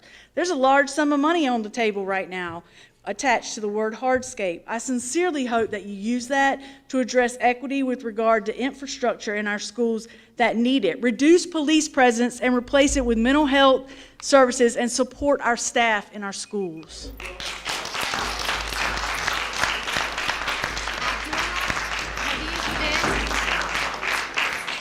Abdullah Hafeez Bin. Once. Okay. Last chance, Abdullah. Okay. Oh, and then following will be Claudia, it looks like Campase. Yeah, so good afternoon. My name is Abdul Hafeez bin Abdullah, and I'm a community health worker and executive director of Scotia House. I'm just going to speak to you guys. You heard a lot of statistics, you heard a lot of numbers. As it relates to young people, right, children, historical trauma, being actually placed inside of environments where they're excluded and not given access to be able to learn and correct their behaviors, right? If it was your child that was in a situation, you heard teachers saying they're overworked, you heard teachers saying that they're undersupported, they're not paid properly. We've heard about a pandemic. We've heard about trauma from the actual people that's providing services, from the people that's teaching, and from the children who come from environments overwhelmed with trauma. And our response when they're acting up in school, behaving in a way that's not normal, because trauma is not normal, right? Our response is to take them out of the classroom where they're supposed to learn, take them out of the presence of the people who are supposed to connect with them and actually help heal trauma through connection and education, the teachers. Remove them from that environment and send them on a path what all statistics suggest leads to prison, leads to more trauma, leads to more instability, right? We know the resources apparently is not there, but we understand that you guys have the power to say that the most vulnerable amongst us can be prioritized and not placed into a more risky situation by being taken out of the place that's supposed to help them and serve them. You have the opportunity to say that children 4, 5, 6, 7 years old, at a minimum, should not be excluded or suspended from school and left out of school. You have that opportunity. It's your humanity as a human being. It's your moral fortitude as a human being to say that you're going to prioritize that population of people. There's a whole lot of things you may not be able to do. What I'm asking you to do today is define it within yourself, a courageous type of love within yourself, as if it's your children, If it's 4 votes, I don't give a damn who it is. Someone extra needs to say that particular issue needs to stop because it's inhumanity and it's unfair. Think about it, pray about it, make a decision.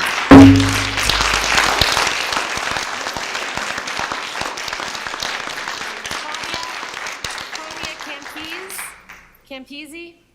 Claudia Campese? Campese? Last chance, Claudia?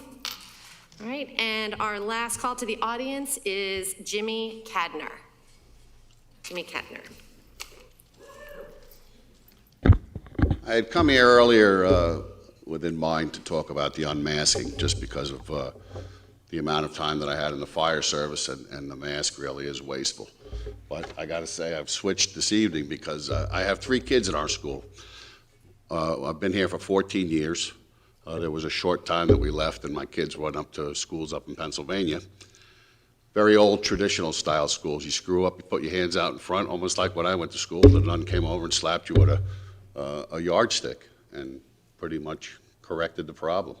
We have a lot of problems in our school. When I first moved back here 5 years ago, one of my kids was targeted and ultimately broke his arm out in front of school, middle school.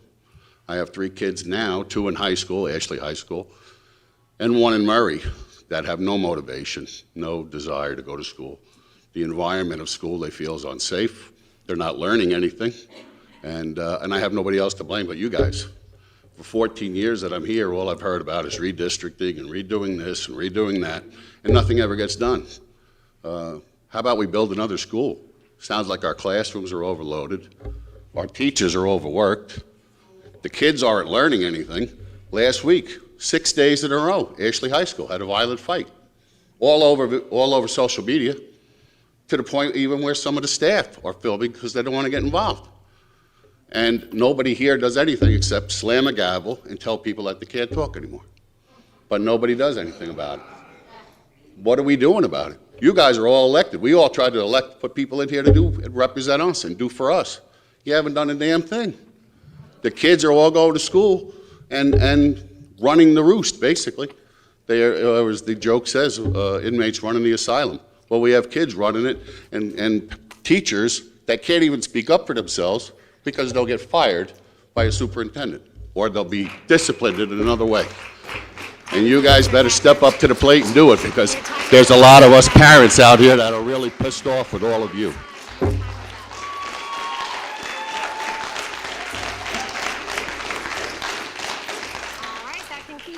To the audience, the next item on the agenda are consensus items. Do I hear a motion? Move to approve consensus items. Thank you, Mr. Bollier. A second?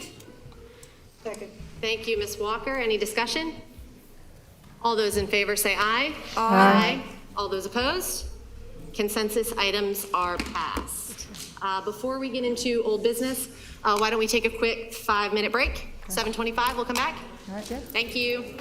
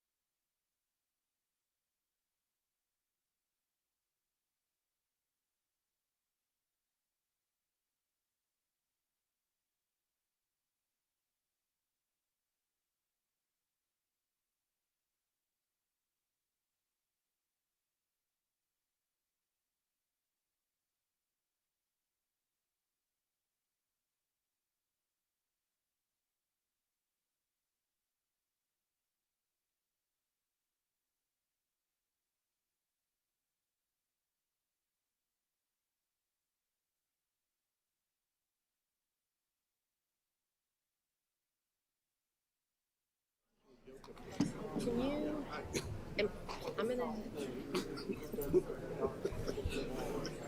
How do you say Chima? Chima? I'm sorry? Sorry. All right, should I have Josh? Okay. All right, we ready to go? All right, welcome back. We are moving on to our old business. The first item under old business is the staff climate survey. And if I could invite Mr. Josh Smith up to do the introduction of our speaker for this evening, please.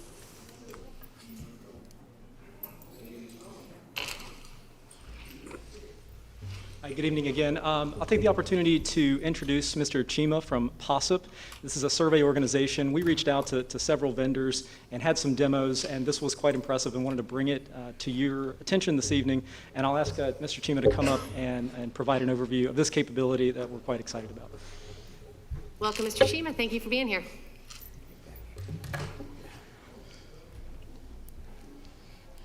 All right, good evening. Thank you for having me. Once again, my name is Chima Mbadawa. I am here on behalf of POSSIP. So POSSIP, we started in a way to create stronger school communities by routinely measuring and enlisting the perspective of families and staff with fidelity, right?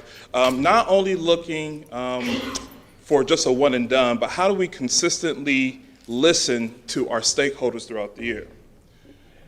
Now, our process works in 3 steps. Initially, we send a post-check survey. Think of it like an exit ticket in a classroom. That comes via web or through text message like you get on your phone. Then your staff have the opportunity to share their praise, their feedback, their questions, their concerns. And then in the end, we'll actually create an actionable report that does allow leaders to really take action. Now, what that actually looks like in execution is our post check, similar to the exit ticket that I mentioned, has 4 questions. The first one is a sentiment question, followed by a customizable question. The third one being a qualitative prompt, which is sort of more of a catch-all. And then lastly, we provide the opportunity to whether an individual wants to remain anonymous. We aim to make sure that all of our questions are asked on a 6th grade reading level, and we're translatable in over 100 languages to make sure everyone feels very included in the process as well. Now, what our surveys really look like in real time is directly to your phone like a text message. This example was to a family where they asked a customizable question around parent-teacher conferences, but that is a question the school district can always change or the school can change as well. The qualitative prompt really is a catch-all, and whether or not you want to remain anonymous. It's really that simple and that quickly. This is something you could do from the walk from a central district office to your classroom, to your car, whether you just got off your last shift of dropping students off on the bus and you're walking to your car, whatever it is, it's really easy and accessible no matter where you are. Now, on the back end, what we do is provide a report. That report will include quantitative information such as the number of voices you've heard from, typically how many, the happiness rating, what is the response rate, priority topics that we've identified throughout the year. You'll get this level of quantitative information, but we also provide through our team, we'll have a distribution of your praise and your feedback, and it's going to be separated into 4 different categories. But a lot of the power of POSSIP really comes in with our priority section. It utilizes some artificial intelligence, and we also have the human touch. There's a team of reporters, many of them who are former educators or current educators themselves, that are actually reading through all of those qualitative responses to identify insights, trends, what is happening across the district. And so even in this example, you can see something as teacher workload is listed pretty highly here as a hot topic because we do separate them by level of urgencies. But in the actual report, that arrow to the side is a drop-down menu, and you can actually identify all the schools, particularly within your school system, that are experiencing that said challenge. Then the last, one of the other cuts of this I want to show you, because on the left, all 6 of those are elements that make up the actual report that comes out after the survey, but we also provide those qualitative responses. These are actually direct quotes that will come out based on what your staff is sharing. And once again, that staff can be your custodial, your TAs, your teachers, your bus drivers, anyone really involved in making New Hanover County the great school district that it is. Now, while you do have a district report, we also create an individual school report for each campus, understanding that each school is going to be experiencing their own set of unique challenges and winnable moments. They'll be provided with their own report in the same fashion that allows them to focus on the needs, particularly of their campus. Now, lastly, we all know Rome wasn't built in a day and transformations don't happen overnight. But ultimately, possibly we aim to lean into really asking with fidelity over time, whether it's a biweekly or monthly cadence for feedback. This gives you the opportunity to listen, ensure your staff feel heard, valued along the process, gives you a chance to address it, and then ask for more feedback. Now, these are just some of the additional benefits that I've listed above here of using POSIT. Now, we've partnered with schools and school systems across 29 different states, and 90% of our customers we keep year over year, truly just because I like to say our customer experience team, they truly partner in phenomenal ways with our schools and school systems. But ultimately, the true winners are our partners. Right now, you have an easy way to gather feedback and praise with fidelity throughout the entire year. You'll be able to see longitudinally the impact of happiness and how it may be shifting. But ultimately, you ensure that all of your staff members feel valued and heard throughout the academic year. Now, that's all that I had, just to be mindful of time, but if there aren't any questions. Thank you very much. I'd like to open the floor. Mr. Bildeboer. First off, I want to thank you for being here today. I think that we were thinking, at least what I understood was like a one-time survey of the whole staff. You know, is that something you guys could do, or is this an ongoing thing that has to go on? Could we do a one-time survey? Yeah, I mean, we could do a one-time survey, but I think the pandemic has definitely showed us in many ways the challenges that we experience in March won't be the same in August versus in December. And so ultimately, we just aim to keep it continual to allow you to focus on truly what is in the present of what individuals are experiencing. But if there's a desire to just to do a one, we could do that, but we truly lean into a bi-weekly or monthly cadence typically. Okay. Thank you. Yes, Ms. Fravel. So I had a couple questions for you. What happens if an employee does not have a smartphone? Can they go to the computer and do this, or how does that work? Yes, they're provided in two forms. So they will receive an email from where they can actually fill out the survey as well, but it comes in both formats. We send an email first. If you don't respond through that avenue, then the text message comes as well. But individuals are allowed the opportunity to opt out, because we do realize that sometimes, depending on the phone package, you don't want to get charged for that text message. So that option is available, but ultimately it can be done via web and through email. Okay. Great. Ms. Justice? Okay, have you already signed a contract, or is he already working for us? I'm sorry, Ms. Justice, Has what did he you already, say? is he already signed a contract, or have we already contracted with him? No. Okay, and you said it's a 4-question through text is how this operates, and there's a different purpose for, here, I'll go ahead and do this. So that there's 4 questions via text, and there's a different purpose for those each 4 questions. There's a qualitative aspect that will change to a certain extent, correct? Mm-hmm. The second question is customizable. Okay, so there's one qualitative, it's not a deep dive getting in unless it was over time. And then it, I'm trying to determine how useful this is for what it was we were originally asking for, because this is a specific situation, and I know COVID does have a lot to do with it, but we were looking for an in-depth current climate survey. This is what I thought. I mean, this sounds like a great company as far as over time, if that's what you're aiming at, but that's not what my understanding was that we were doing. This isn't on you, this is probably just my reflecting. Another concern I have, you say that there's anonymity. I mean, the possibility people answer without being identified. But if you're using phones, that's impossible in a sense, saying that's always going to be, unable to identify who's responding, because that's just the nature of the beast of the technology if somebody really wanted to go into it. Isn't that correct? So when we provide our reports, particularly to a school district or a school, we pull out the information that makes them identifiable. And so yes, while it may come in through a phone, the school system won't actually know who filled that out, because we've basically anonymized that data based on what they've chosen to have responded. I know one of your other questions was particularly around your ability to deep dive.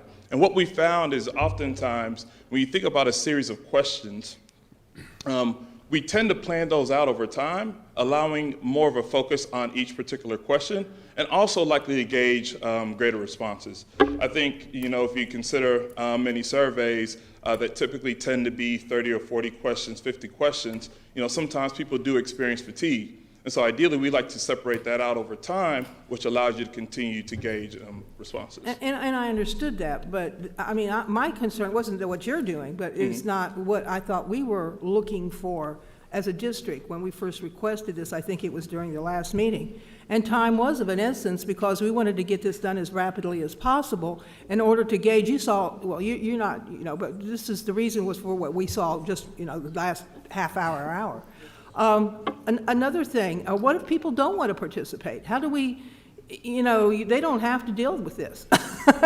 I mean, they may not feel comfortable no matter what. So you're going to get people, that won't be part of it. So how are you going to understand what it is that, that they actually are experiencing? Yeah, so by giving the opportunity to consistently have an at-bat to respond, yes, they may not respond to every single survey, but when they do have that particular voice, there is an avenue and they know how to share that in a way that is accessible to them, no matter where they sit within your school system. Okay, I just have one more question because I know other people have questions. Ms. Justice, hold on, let me go to Mr. McManus first, and then I'll circle back, Ms. Craven, Thank and back to you. Mr. McManus? I'm the one who actually brought the survey to the board to vote. Have you been here all night? Yes. This is not a reflection on you, Bob. I think it's important that what we heard tonight fits exactly why I suggested and the whole board approved. We want an old-fashioned survey right now, an immediate survey, so that any teachers who want to, include non-classified, can report what they think is great about their school and our system, and what they may think that needs improvement about their school and our system. And as I said earlier, and then individually, we understand what may be a problem for one or more schools, and then collectively, what is a problem for our entire system. And so I apologize, I wasn't aware that this is where we were going with this. I thought we were going to do an old-fashioned survey that was done and returned to us, and we would have this before the end of this semester. If I can just pause this for 1 second, I believe that we're not streaming at this in the moment. Just give us 1 second, hold that thought as they check what's going on with the live feed. Sorry about that.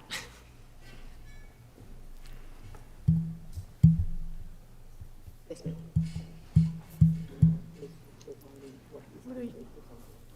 Okay. Okay, I got it.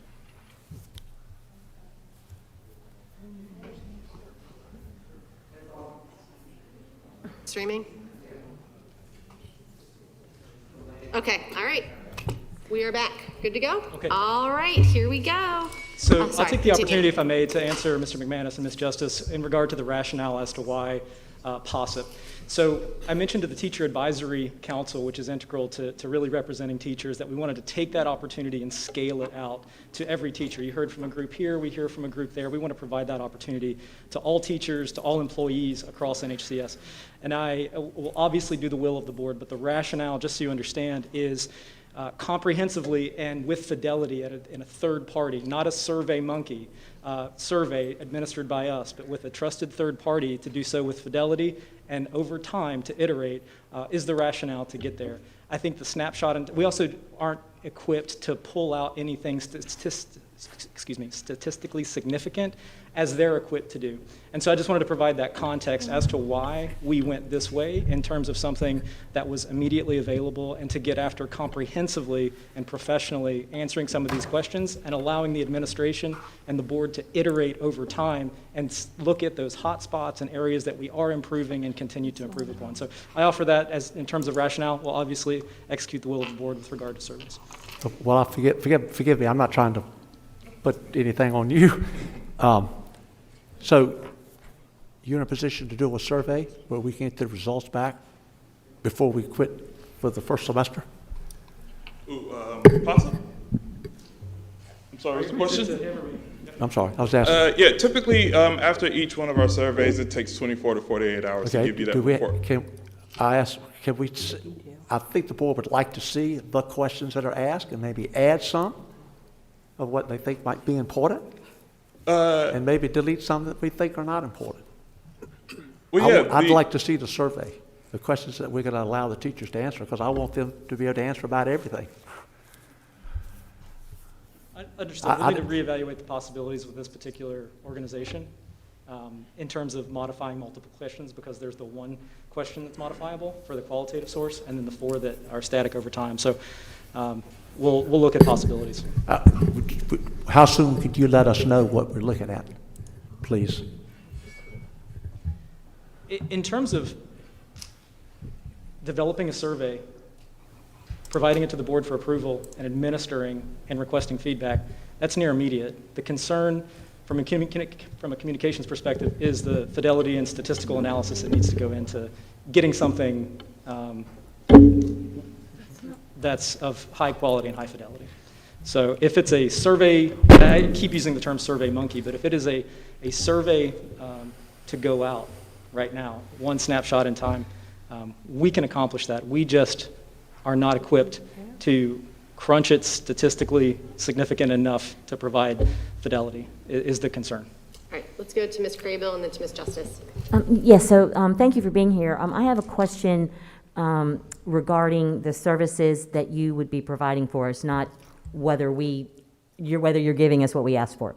So the question I had was, can we do surveys that are specific to different categories of employees? Like, can we do what you were talking about, the 4 questions over time with principals, and the 4 questions over time with central office staff, the 4 questions over time with teachers, the 4 questions over time with classified employees, so that we could attempt to get to some of the information that we're looking at, but still use the same format that you're suggesting might give us more immediate feedback that we can start working on right away, especially as it compares to our strategic plan, which is about to be released.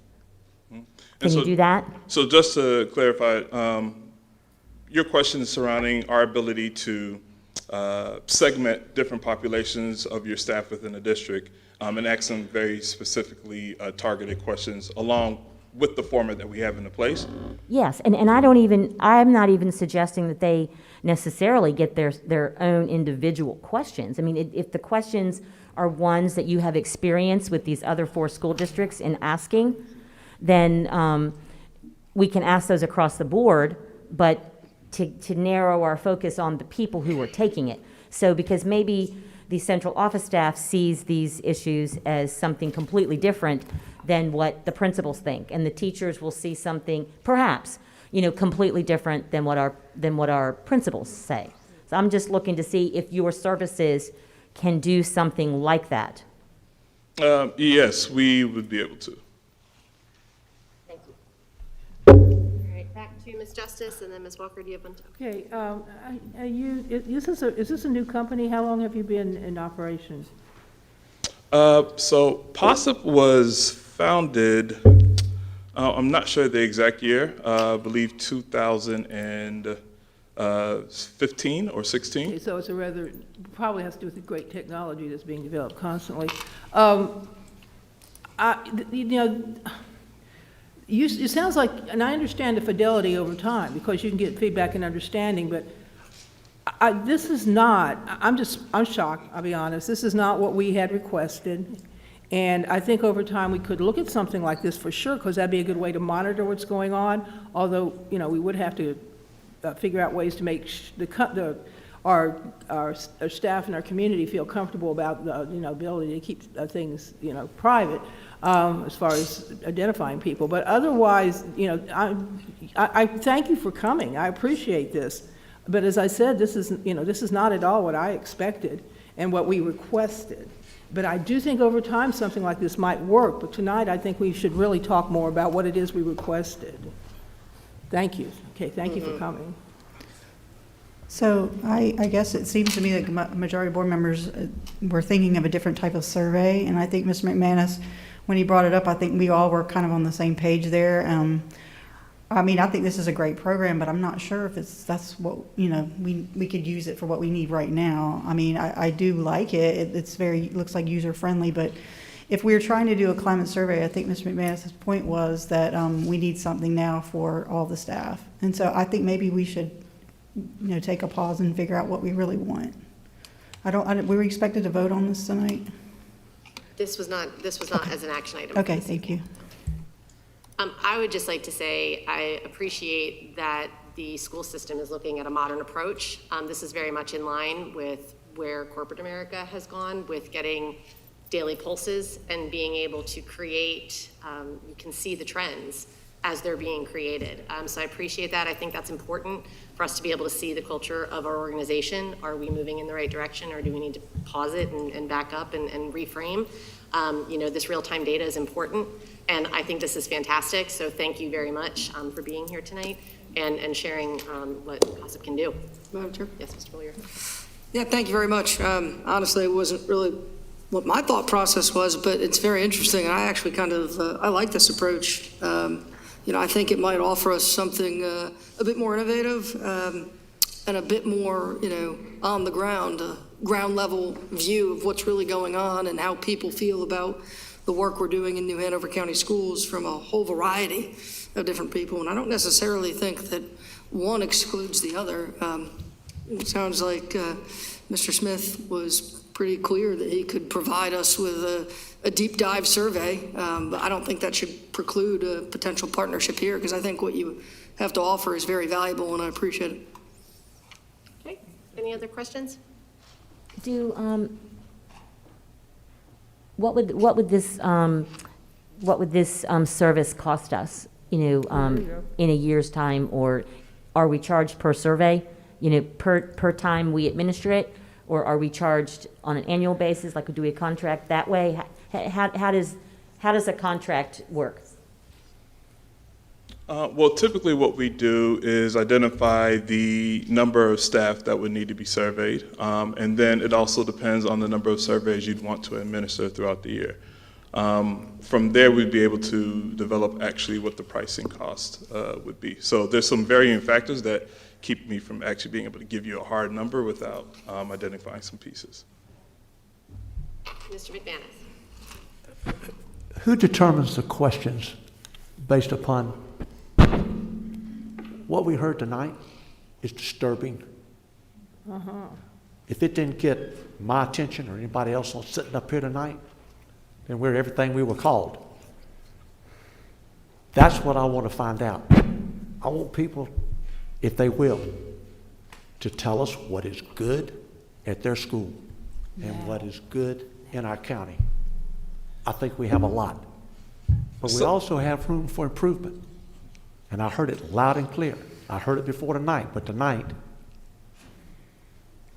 how can anyone not hear this, not hear what they're saying? We need to address it. It's not your fault. It has nothing to do with you. But we need a survey. Can you give us a survey? We can see the questions. We can offer questions. We will distribute it, and we'll be back, and we'll have an answer. And as I have said every time, I'll say it again, then we can deal with individual schools based upon their survey, and collectively all of our schools based upon the general survey. But there need to be specific questions about leadership, about finances, money. We've heard everything. I want to see the teachers respond. I want to listen to them. So, And Mr. discipline? Yes, sir. We got to do some work. I So- want to survey it. I'm sorry. This is not what I thought at all. So the Communication Division will work with HR. We'll deliver to the board a survey for your consideration by the end of the week next week. and we'll Not look at ready to the most efficient ways to administer said survey. That said, I do want to highlight, and please, Chima, correct me if I'm wrong, that were we to pursue this partnership, in addition to yes/no answers to the questions, the 4 questions, there is an opportunity for input. And the difference I want to highlight is they have a team of statisticians and folks that look at that and then compound it in a way that is statistically significant and actionable at an administrative level. So I think, again, they're not mutually exclusive. They might both be beneficial, but again, providing the rationale. But yes, in terms of developing and providing survey questions for your approval, you'll have it next week. I would just like to say, this is an innovative approach. I think that we as a board need to be open to looking at other options other than maybe ways it's been done before. It doesn't mean one is better than the other. It's about being open to all options. I think this is a great option for collecting data and to understand what's going on in our district. So I thank you again for that. I appreciate the comments from board members with the feedback regarding their thoughts on this. And Mr. Smith, we appreciate you helping to guide this process as well. Thank you very much for being here. All right, next item, I skipped one. Next item on the agenda is the state required vote regarding masks in schools, and I will open the floor to conversation or any comments that you would like. Madam Chairman, I'd like to make a motion. I'd like to move that we allow our parents to make the choice whether or not to mask their children, provided the county, and educators also, provided that the county commissioners and the health department remove their mask mandate on Friday. I'm sorry, Mr. Wildebohr, can you say that one more time for me, please? The motion is to... Sure can, I even wrote it down.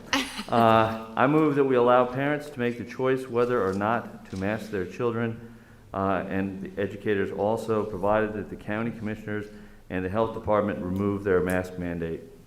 So to clarify, the motion is to make masks optional for the district contingent on the vote by Health and Human Services, which is occurring on Friday. Correct. Is that correct? Okay. Is there a second? I'll second. All right. Thank you, Mr. Bullier. Any discussion? Yes, Ms. Justice. Okay, first of all, I'll be so happy when we can get rid of these masks, but I don't want anybody getting COVID at all. I mean, I never had to use an inhaler every day in my life, and now I am because I had COVID after being vaccinated. I know what it means. It's a long-term thing, and I certainly don't want to see our kids have that. Next week, they start to get vaccinated. Oh, no, this week. It's right now. What am I talking about? Yeah, this is wonderful. And for those that get the vaccination this week, they actually will have the opportunity to get the second vaccination, and by December the 3rd, they'll be fully vaccinated. I really do want to see what the health department does, and I do think we do need to determine our actions according to that. But I would like to wait until after we hear that, and if we have to have a special session to discuss it and have them come in so we can question them, because our responsibility is huge. We have 26,000 students that depend on us every day, and it's also the safest place for them to be right now with the masks. So I would like to, as I said, wait until after the health department. This is how I take on it. After the health department, and then reconvene a meeting and then discuss it and possibly, ask the questions, but maybe we will feel comfortable. Would you like to make an amendment then to the motion yeah. to hold this vote following the meeting from HHS and their decision? And thank you. That is a good idea. I should have thought. Thank you. So the amendment is to amend the motion to hold the mask vote until a special meeting can be called potentially Monday, because their meeting is on Friday. That would give us the 48 hours to be able to announce Monday. And so to amend the vote to occur at a special meeting that would be called on hopefully Monday after the HHS vote. Okay. Is there a second to that? I'll second. All right, thank you, Ms. Walker. So any discussion on the amendment? Yes, Mr. Wildebohr. Well, I would like to mention that I spent time today speaking to both Brunswick County and to 2 officers on the Board of Education in Pender County, 2 of their folks that are actually meeting right now. And they started back in the beginning of October and have seen no serious problems whatsoever.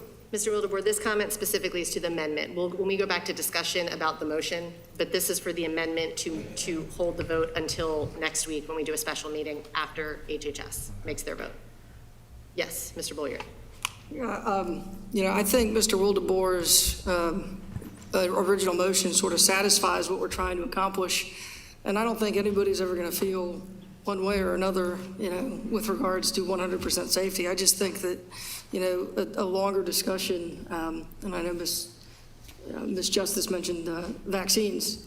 And I think that's great. I'm curious as to whether or not there'd be an appetite from the board regarding 612, because they have had their vaccines, and our numbers are just so low. I'd really like to, do this tonight, at least for the 612s, because they've had their vaccines. So if the vaccines are the concern, we could. Are you making another amendment? I don't believe I can, but I'd have to ask the attorney. Okay, let's go ahead. Is there anybody else that has a comment about the amendment of holding the vote until next week after HHS?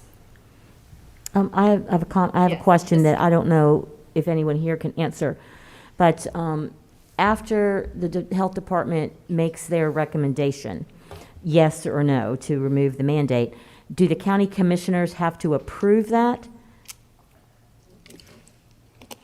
I'm not sure, but I don't think so. I don't believe so. Okay, because I thought they had to, when they first suggested this mandate, I thought the county commissioners had to vote to accept their recommendation. So I may be wrong, so that's why I was hoping that we would have someone I'm here from probably the not health the best department. person to answer that question, though. Pardon me? I'm probably not the best person to answer that question. Right, there's nobody here to answer that question. And I think I remember that happening, yeah. Well, that's what I thought happened. So, all right, so that said, if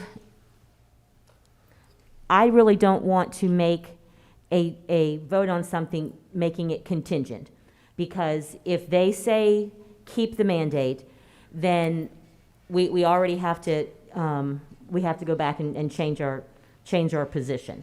And we've already been there this time last year, when we were trying to get kids back in school and not back in school. We've already done contingency things. We changed our mind 3 times. And I am just not feeling, I'm not feeling the love to do that again. I would rather wait to see what they say. I really wanted to hear their data.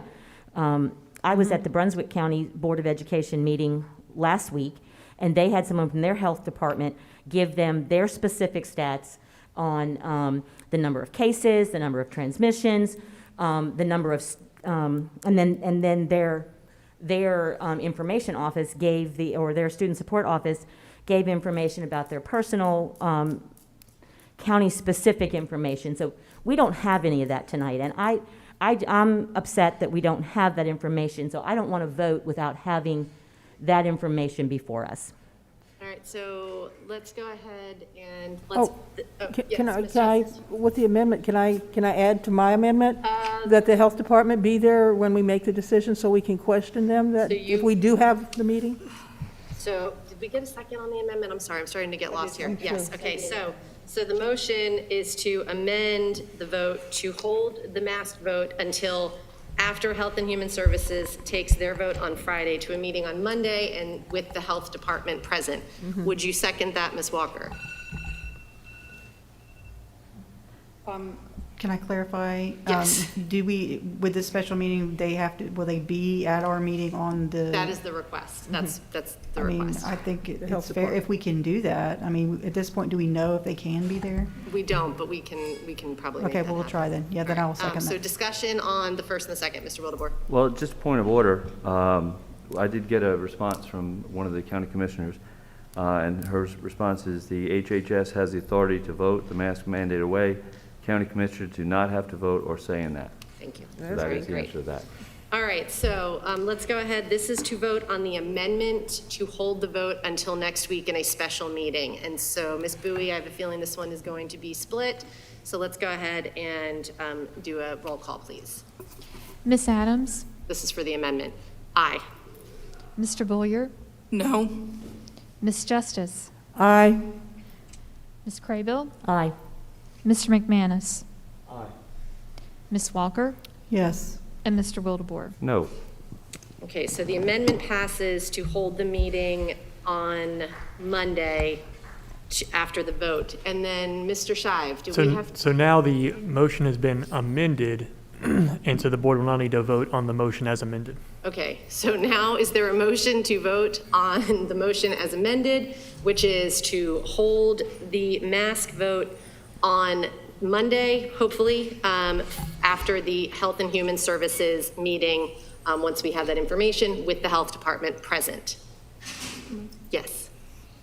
Yes, is there? Are you making the motion? No. Discussion. Yes. Oh, okay. Is someone making that motion? Well, you just made, so do we He'd vote already now? made we already have a motion. No, he said we have to. We have to vote on that So motion. now we just need to vote on, the motion's on the table, so Okay, now it sorry. needs to be voted All right. on. So any discussion? I think we were doing a pretty Yeah, I had some thorough discussion. All right, go ahead, Mr. Bullier. Yeah, thank you, Madam Chair. So with regards to the health department here, the data is right on the computer. It's right there. We can get it all the time. What we want to ask is, when is it going to be safe? What does the next 5 months look like? Answers that they can't give us. We know what the data is. So I don't really see the value in having the health department here to tell us what we can look up on the computer. But, again, I've never supported masks to prevent general illness, only hospitalization and death. We have 5 students in New Hanover County who have, been in our schools and been positive over the last year or over the last week. And I'm sorry, but I just can't, I don't see the science to continue it. This board decided in August to reinstate the mask mandate, and that was a great decision. I think we did a good job. We kept students safe. The numbers were going up. Hospitalizations in the hospital, the ICU were through the roof. We're just not there anymore. So I just don't see the value in postponing this any longer. All right, well, Mr. Bullier, that's already been decided in the 5-2 vote. So this, at this point, if this is discussion, is to just have it, if you have comment about moving it to Monday. Well, I'm going to answer that in just a second. I do feel that there is another factor that we're not looking at, and that is the education of our students.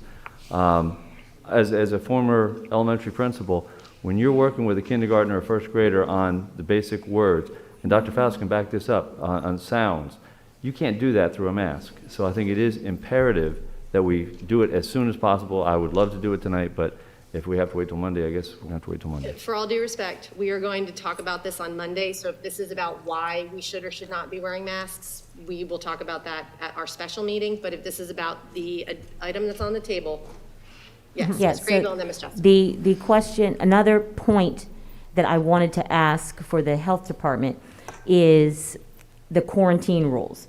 And if they are going to change those, because we made the mask decision in August because we wanted to keep the maximum number of students in the classroom. Okay, but again, this is. No, a that's what I'm saying, but conversation that is for- what the health department can also provide us. Quarantine rules, because I think those are going to be important. Okay, thank you.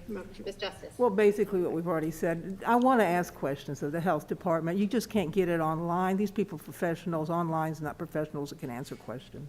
All right, Mr. Bullier, final Yeah, comment. just real quick, how is this meeting being conducted? Because if it's being conducted in person, I'd really like to stress the need for security. So I was just curious as how that was going to be conducted and at what time. Would you guys be comfortable with Zoom? Sure. Just because it would just be easier, since it's one agenda item? I would prefer Zoom. All right, great. And we have them zoom in? Yes, we would have Okay. them Zoom in. Okay. All right, so Ms. Bowie, if you could please call the roll for the motion to hold a special meeting to have the mask vote on potentially Monday with the Health Department here to answer questions after the Health and Human Services vote. Ms. Adams? Aye. Mr. Bullier? No. Ms. Justice? Aye. Ms. Craybill? Aye. Mr. McManus? Aye. Ms. Walker? Yes.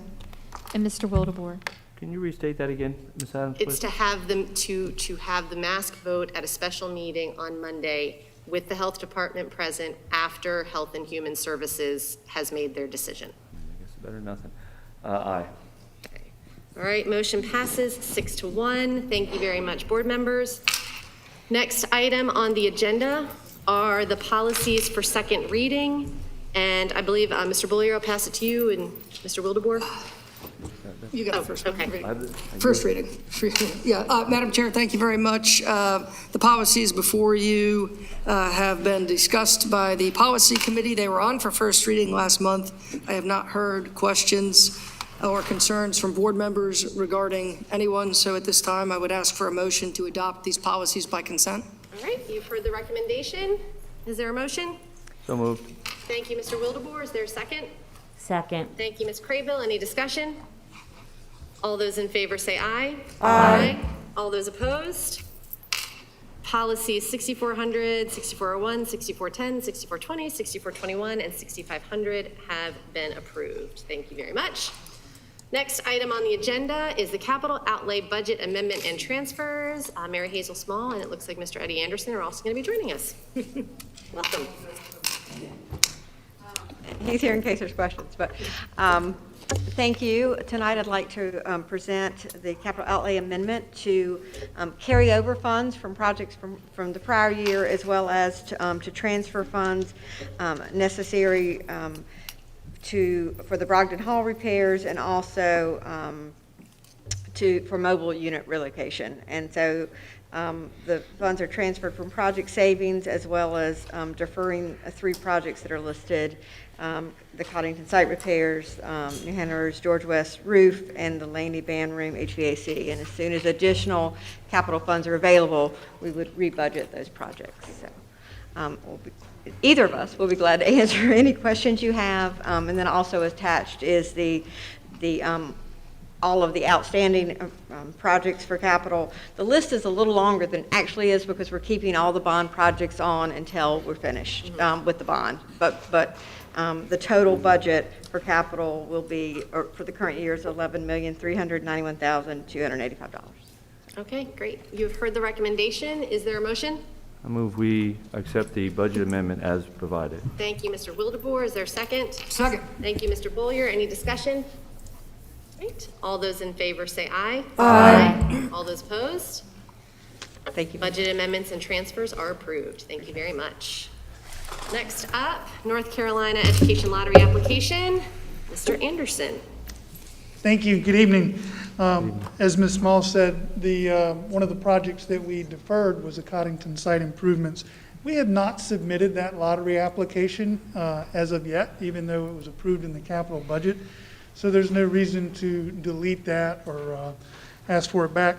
What we're asking for your approval tonight is, in lieu of that application, we would like to submit a lottery application to partially fund New Hanover High School Brogdon Hall Gymnasium floor repairs. The lottery application is attached. It's in the amount of $610,000. Pending your approval, this would then go to the county commissioners and then to state DPI for approval. Okay, so you have heard the recommendation. Is there a motion to approve the North Carolina Education Lottery application for New Hanover High School, Brogdon Hall Gym? So moved. Thank you, Mr. Bollier. Is there a second? Second. Thank you, Mr. Wildebohr. Any discussion? Madam Chair. Yes, sir. Yeah, I just wanted to say thanks for bringing this forward, Mr. Anderson. I know this has been a long time coming, and we know that that's been an interesting challenge for you, so best of luck. Thank you very much. Thank you. All right, all those in favor say aye. Aye. All those opposed? Application is approved, 7-0. Thank you very much. All right, next item on the agenda are the policies for first reading, and this, I believe, is where Mr. This Wildebohr is is me, going and to take the I was lead. going to say to Mr. Anderson, you might want to stay up there in case we do have any questions. We relied heavily on Mr. Anderson for these policies and him giving us some sound advice on these, but I haven't heard anything of any concerns. We did amend some of these policies, but I'm open to any questions. Ms. Crable also was part of that meeting. And just to be clear, these are for information only and will be posted for the next 30 days Absolutely. to be voted on at the next meeting. I gotta get my card down like Yes. Mr. Boyer there. Okay. Any questions, comments, concerns? All right, if not, we will move along. Thank you, Thank Mr. you. Wildebohr. The next item was the new business, and it is the discussion of half-day Wednesdays from December 1st through January 26th. Am I in the right spot? Yes? Okay. So Ms. Justice, you brought this one forward, so we'll go ahead and we can start with you. Tonight was an excellent example of just a small part of what is going on district-wide. We heard mainly from teachers' assistants tonight, but it's across the board. It's stress. The kids are stressed. This is such an unusual year because of the problems with the kids being out last year. We're literally re-socializing them. At the same time, especially our teachers, they're being, the demands made on them as far as instruction goes is almost next to impossible. They are literally in crisis. We, as a district, have imposed certain training on them that I sort of question, and things like the tutoring. But on top of that now, we also have the state legislature imposing demands on the elementary school teachers. Where in the heck are they supposed to find the hours in the day and the emotional stability to be able to get this done during a school day when we're so short-staffed that we're literally having, very few of them have planning periods anymore on a regular basis. And they don't even get the help in their classes that they need because the people that normally would be helping them are out covering classes or doing something similar to that. It's so wonderful that we did what we did for the subs. We needed them. You can see tonight we need help across the board. But right now we need to deal with the immediate problems. We're losing teachers right and left. And you know, some people are sort of like glossing it over and pretending it's not happening. But 12 teachers in a month, this time of year is ridiculous. 60 people leaving in the district, and a lot of them are TAs. Then we have bus drivers. We have people leaving everywhere. Someplace we've got to give some relief. We've got to publicly make a statement to me, to our teachers. I mean, I'd love to be able to do more for the staff, and we should, and we will. But right now, if we can give the teachers on Wednesdays that 3 hours to plan, to do that PD that's required by the state, to do grades. I mean, there's multiple things they can't do during the week, so they don't, it's not even 60 hours. They're probably working, some of them, 80 hours a week now. I mean, I've been in those classrooms. I've been a teacher. I know what they're doing, and it's breaking my heart. And they can't teach well when they're doing that. And the students certainly can't learn. And I think now, especially with the students, a 3-hour break in the middle of the week would probably be a good idea. You know, because that will give them a chance to decompress, because they are going through a lot of relearning this year because of what they lost last year. Not just academic. You can't learn academically if you socially, emotionally are stressed to the max. And that would give them an opportunity to help that. Now, I think I'm trying to remember the hours altogether. I think it's something like 21 hours, because what I'm proposing, and it's not just me, other people brought this up. In fact, they're doing it across the country, not just in this state, because teachers are stressed everywhere, is 3 hours a week that they get to do their planning and all of this. And that's 21 hours if we start on December. I'm not talking about doing it this month. I'm talking about starting December the 1st and then going through the end of January on Wednesdays. Just to give them a chance to get caught up, get a breather, know that we're supporting them. We've got the hours, we can do it. I mean, legally we can do this. I mean, I can go on, but you saw it tonight. And I've talked to other board members about this before now. They said, let's put off the vote. Let's just have a discussion. And I was agreeable to that, but after I saw tonight, at some point tonight, I think we do need to vote on this. And you know what, honestly, we should be doing this. And our leadership should be bringing things up like this. It's not just about raising scores. You can't raise scores when people are totally burnt out. And it is important to keep these teachers, and you got to show them we care.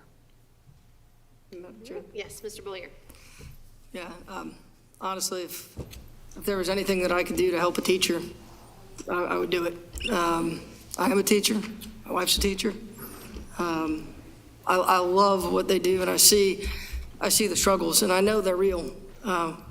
But for me, students have got to come first. I don't know how we can sit and talk about making sure that students are in school. And I get it. I know how you're right. They are absolutely struggling. I don't know that I'd want our administration to say, the teachers before the students. And I know both groups could benefit, but these kids really need to be in school. I said that in January when I voted to get back to school. I've said that every day since the pandemic began, and I'm going to say it today. And I know how hard it is. I absolutely understand it. My family's going through it. We're all going through it. It's really tough. But I've just got to keep my eye on that North Star and do what I believe is best for the students. And I believe it's staying in school. I'm sorry. Ms. Walker? Well, it looks like it's, what, 9 weeks? Did you calculate that, Ms. Justice? It's 21 hours between now and the end of January. I mean, we're all looking for solutions. We know there's a problem. I think we brought forth a few ideas. And one we tried, it didn't necessarily do what we would hoped it would have done to help the morale. But I feel like we've had a good showing today, and we've gotten countless emails.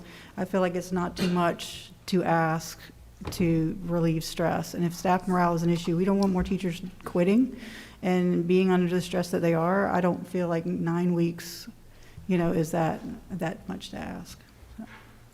Yes, Mr. McManus, and then Ms. Craven. Thank you. I applaud the idea, and I think anything that we could do to help teachers, we should seriously consider it. I worry about the students missing school. I worry if those 3 hours is going to make a big difference. I worry about the parents who are going to have to, you just can't tell who you work for, we're going to leave at 11 I got to leave at 11:45. That takes a whole day. They've got a plan. And a lot of parents weren't happy with the 14th.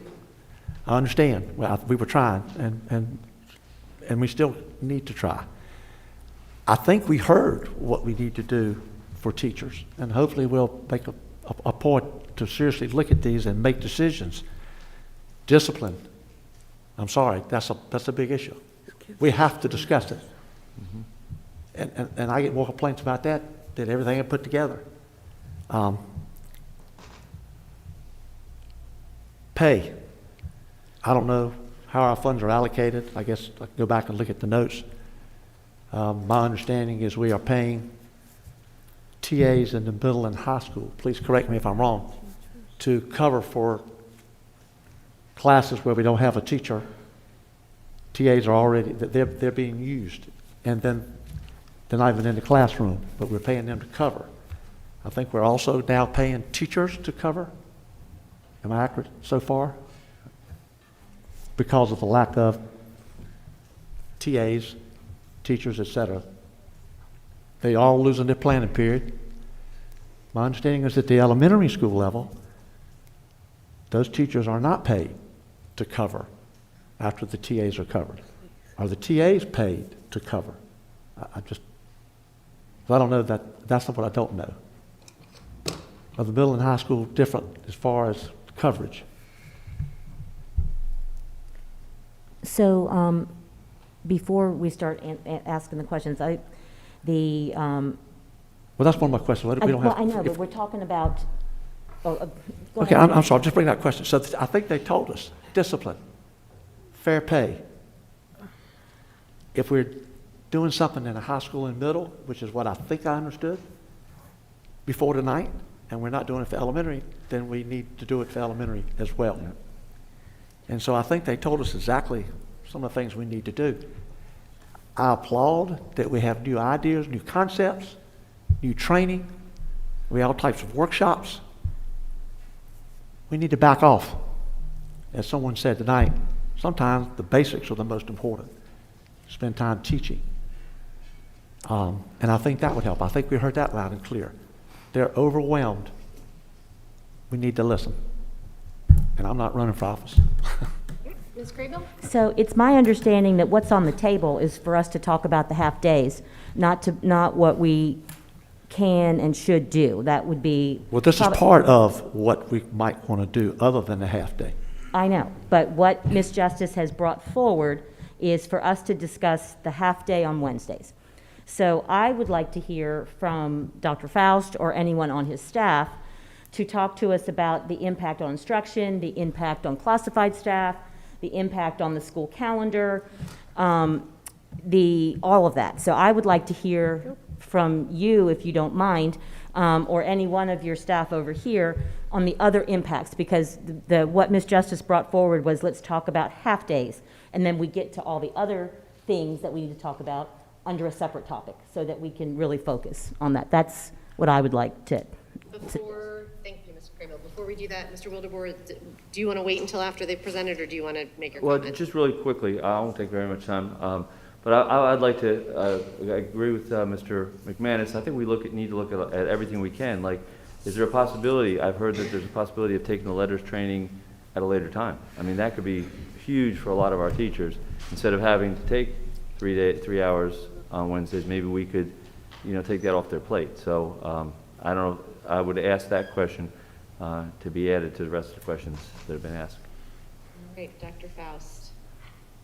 So I will give a from the hip because I'm not prepared. I don't agree with it. We have students who are in AP courses, and we would be taking hours away from them. And so you won't get the fair amount of instructional hours that are required. When you start to take away time, we have EOCs that are coming that'll impact testing.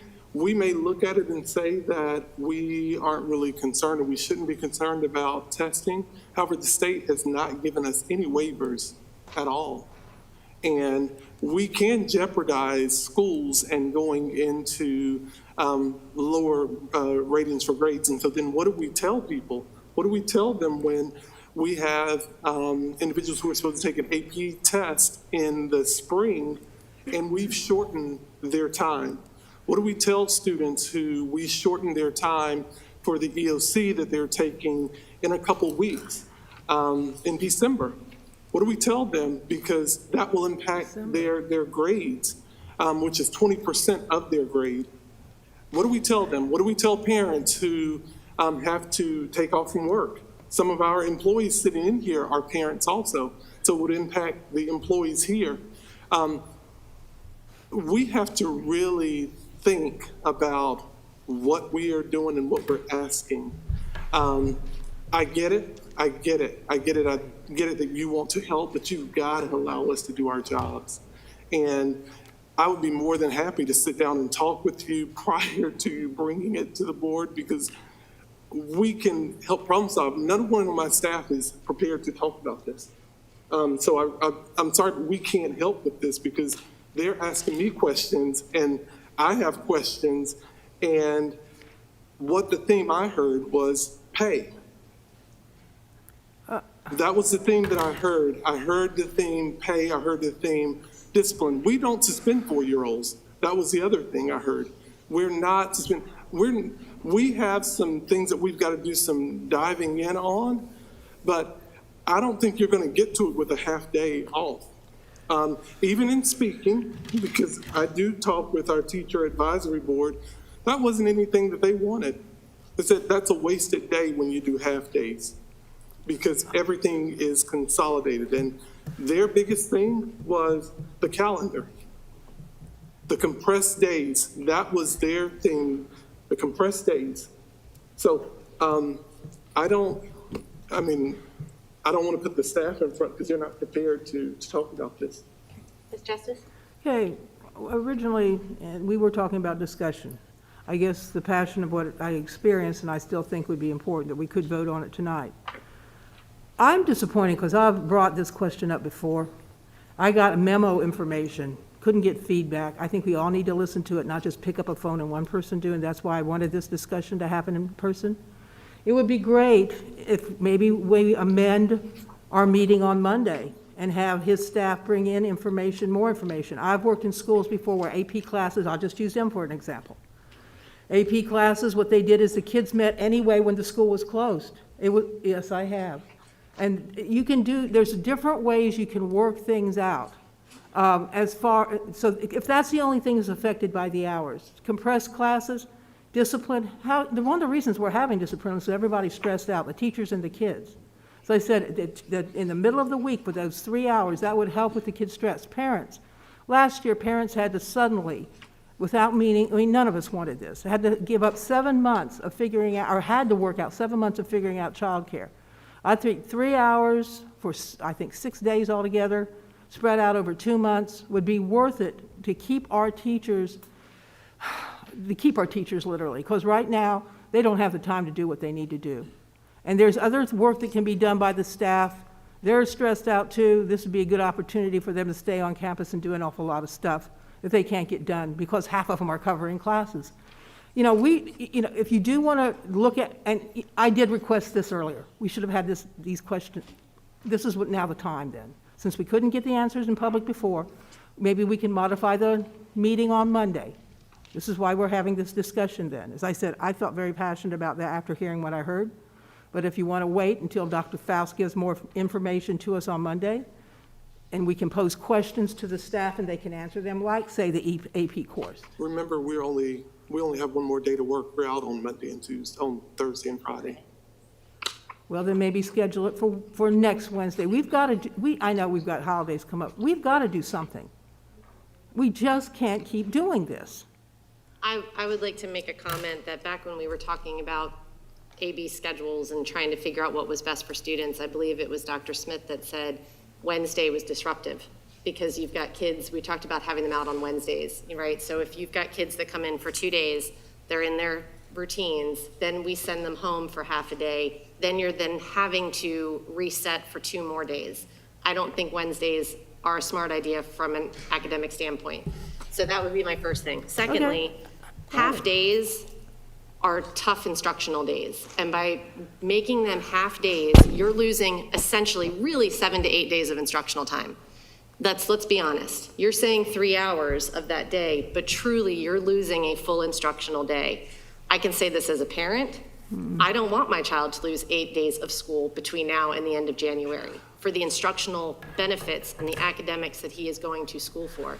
As a board member, I don't think we're doing our due diligence of putting our students' academic needs first by doing this. Anyone else? Mr. Bullier? Yeah, just very briefly, the people who were coming up were by and large TAs. TAs would not get paid for that missed time. So TAs would not get paid. Be creative, my Other goodness. classified, Ms. Justice, other, please let Mr. Bullier have his comment. other classified staff would not get paid. So that would sort of amplify their problem. And I'm not minimizing what the teachers are going through. I just did want to point that out, that was a big part of what we were hearing tonight. Ms. Walker? Can I just add, if there's all kind of reasons why we shouldn't do this, we've got to come up with other reasons. I feel like it has to happen. Because we've heard this, and I do take everyone's point, and I appreciate that. I just feel like that we are dealing with an issue that we need to solve. And I feel like at some point we do have to come together as a board and decide what can we do, not what can't we do. So if there's any way we can do that, I'm open for that. And I don't know whether we're going to be able to add this into next week's discussion or not, but I think even like the letters training, if we could put that off, I know that's not huge, but it is something that a lot of teachers have talked about, is that they're having to do all this training. I understand that there are 3 cohorts. Maybe we can, I don't know if we can be shifted or not, but if there is that possibility to take something off the teacher's plate, I think it's outstanding. Let's go down Mr. McManus, then to Ms. Craybill. Don't we have to serve lunch on any dismissal, early dismissal? Yes. So we could do that by 12 o'clock in all the elementary schools? So basically, on a half day, we come to school, eat breakfast, and hoping that all the buses are on time, which they're getting better, so we're hoping on that. So we're having our breakfast, we're condensing whatever time we have to do, then we're having lunch. Sometime in there, we have to get our required PE time, because that is required.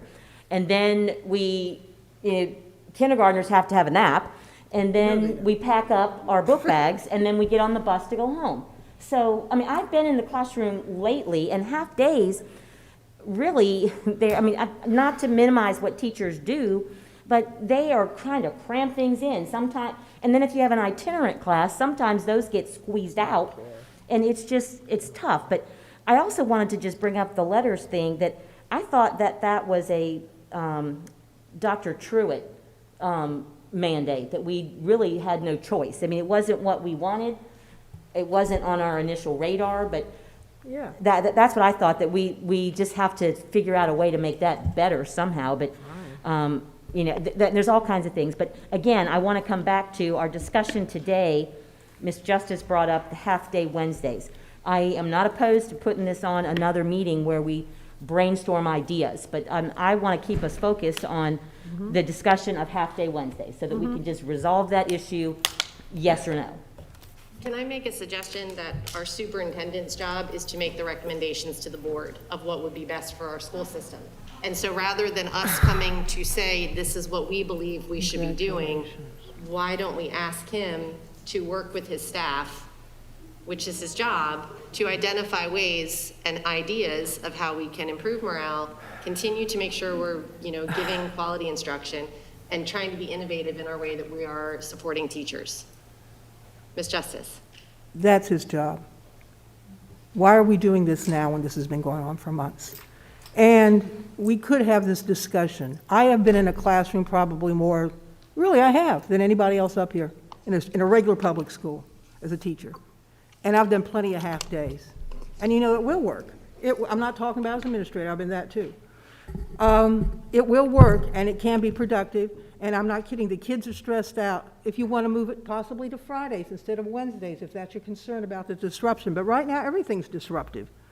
The stress that's going on in the schools, the fights, you heard about if we don't recognize this, if we don't figure out some way to help the whole staff, and I'm serious, this should have been on the table. I've been asking for stuff like this. It hasn't been put on the agenda the way I requested. A memo does not answer what we're doing right now. We're responsible to all the public, and especially our staff, because they're the ones that make the difference with the kids. And they have the right to have us support them. That's why we were elected, okay? So if we did have another meeting and discuss this further for solutions, which is something else I asked for. I'm not trying to say that, I'm just saying this is what we should be doing, and we have known we've had to, so let's do it. If it's not, I'm not talking about the Wednesdays now, I'm talking about have a meeting next week or the week after. Sit down and talk about solutions to some of these problems. If it's a Friday or whatever else, getting rid of some of these PDs, maybe stuff like, let's just sit down and talk about it. So we need to help the teachers. Can I make a suggestion that our work session at our December meeting be about this topic? This would be excellent. That'd be a great idea. Are we good with that, board members? Yeah.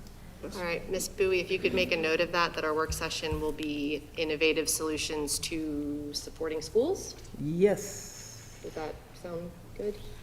Can I ask a question on that? Wait, hold on one second. Okay. Let me go to Mr. Boyer, and then I'll come back to I you, was Ms. gonna Crable, and then we will close this down. I was going to call the question. Okay, great. Okay. All right, so let's close this conversation down, and we will go ahead to the work session. And Now, I'm just concerned, I just want to make sure that if we're having a work session, that we know what our outcome is going to be. Yes. That we have all these people sitting over here, that we're going to, are we expecting that everyone over there makes a presentation to us? So I just want us to be clear on what the work session is. Are we going to work and do something like we were doing with the board committees? Or are we going to just listen to what they say? Are we just going to throw things out and keep a list? So I just wanted us to be really clear on, that's one of the things we learned at our law conference, is we got to be clear on what our work sessions are. so I think that it would be options, and correct me if I'm wrong, Dr. Faust, options coming from you for some innovative ideas, and the board members being able to ask questions and expand on some of those ideas. What I would also encourage board members to do between now and then, please pick up the phone and call the superintendent and talk with him about these things. He has good ideas, and he is implementing a lot of really important programming that you can talk to him about and learn about in what's going on in separate schools and different things that are going on. So, Ms. Justice, I get it. Just please pick up the phone and call the superintendent between now and then, and he'll be able to share some of the things that are going on in our schools to help with some of these issues, okay? All right. Moving along, we are going to move to our information items. Madam Chair, I think we have a motion. I think we have to vote. No, There was no motion No, for there was no Wednesday? motion. No, we had the discussion. Okay. All right, welcome back, Mr. Smith, to the microphone to talk about communicating strategically. Good evening again. Thank you, Madam Chair. I'm excited about the opportunity to present some of our new initiatives, tools, and goals. Quite a lot's changed in the past year or so, where we had a fairly singular focus on public relations to our current role of communication and outreach division. So we've spent months professionalizing our division, our services, and now on a daily basis handle and support marketing efforts for teacher and staff recruitment, video production, live streaming, press releases, media relations, event planning, website administration, public records request, the volunteer program, et cetera.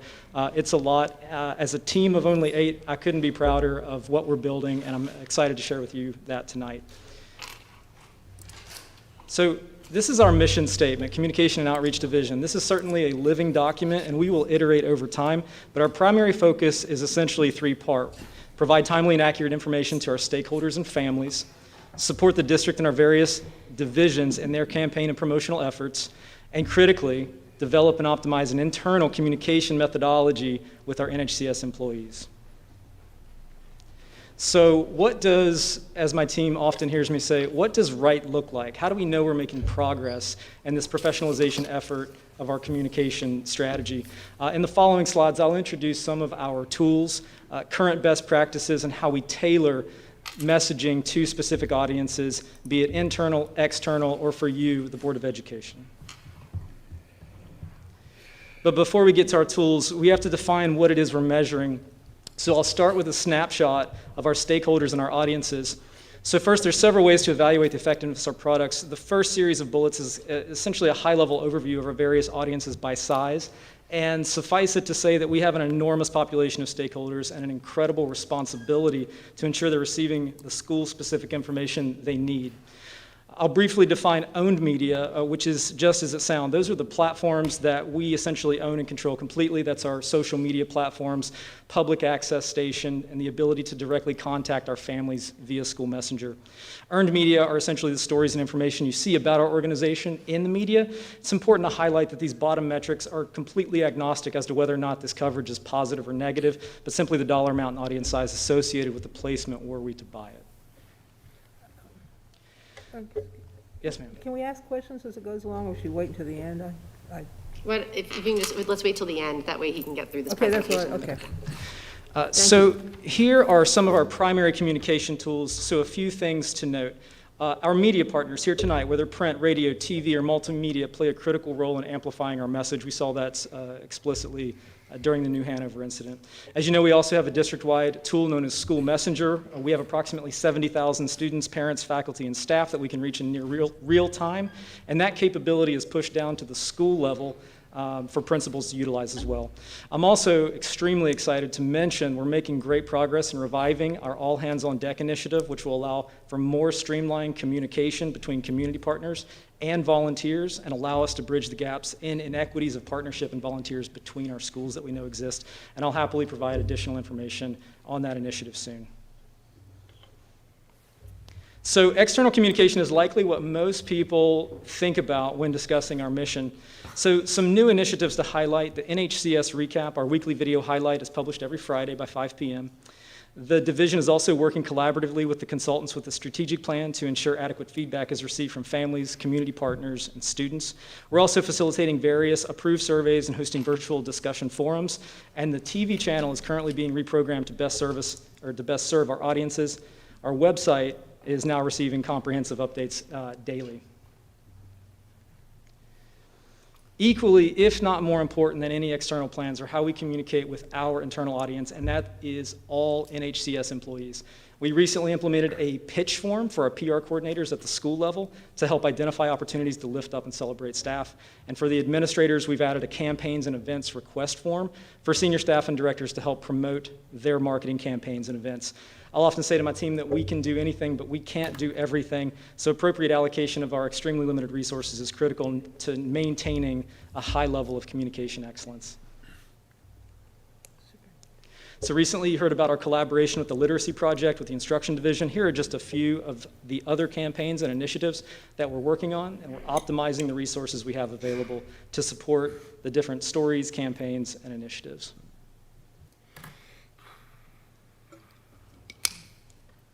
We also attend and cover various events in the community and take every opportunity to highlight that partnership, and here are just a few, which I'll leave up for a moment.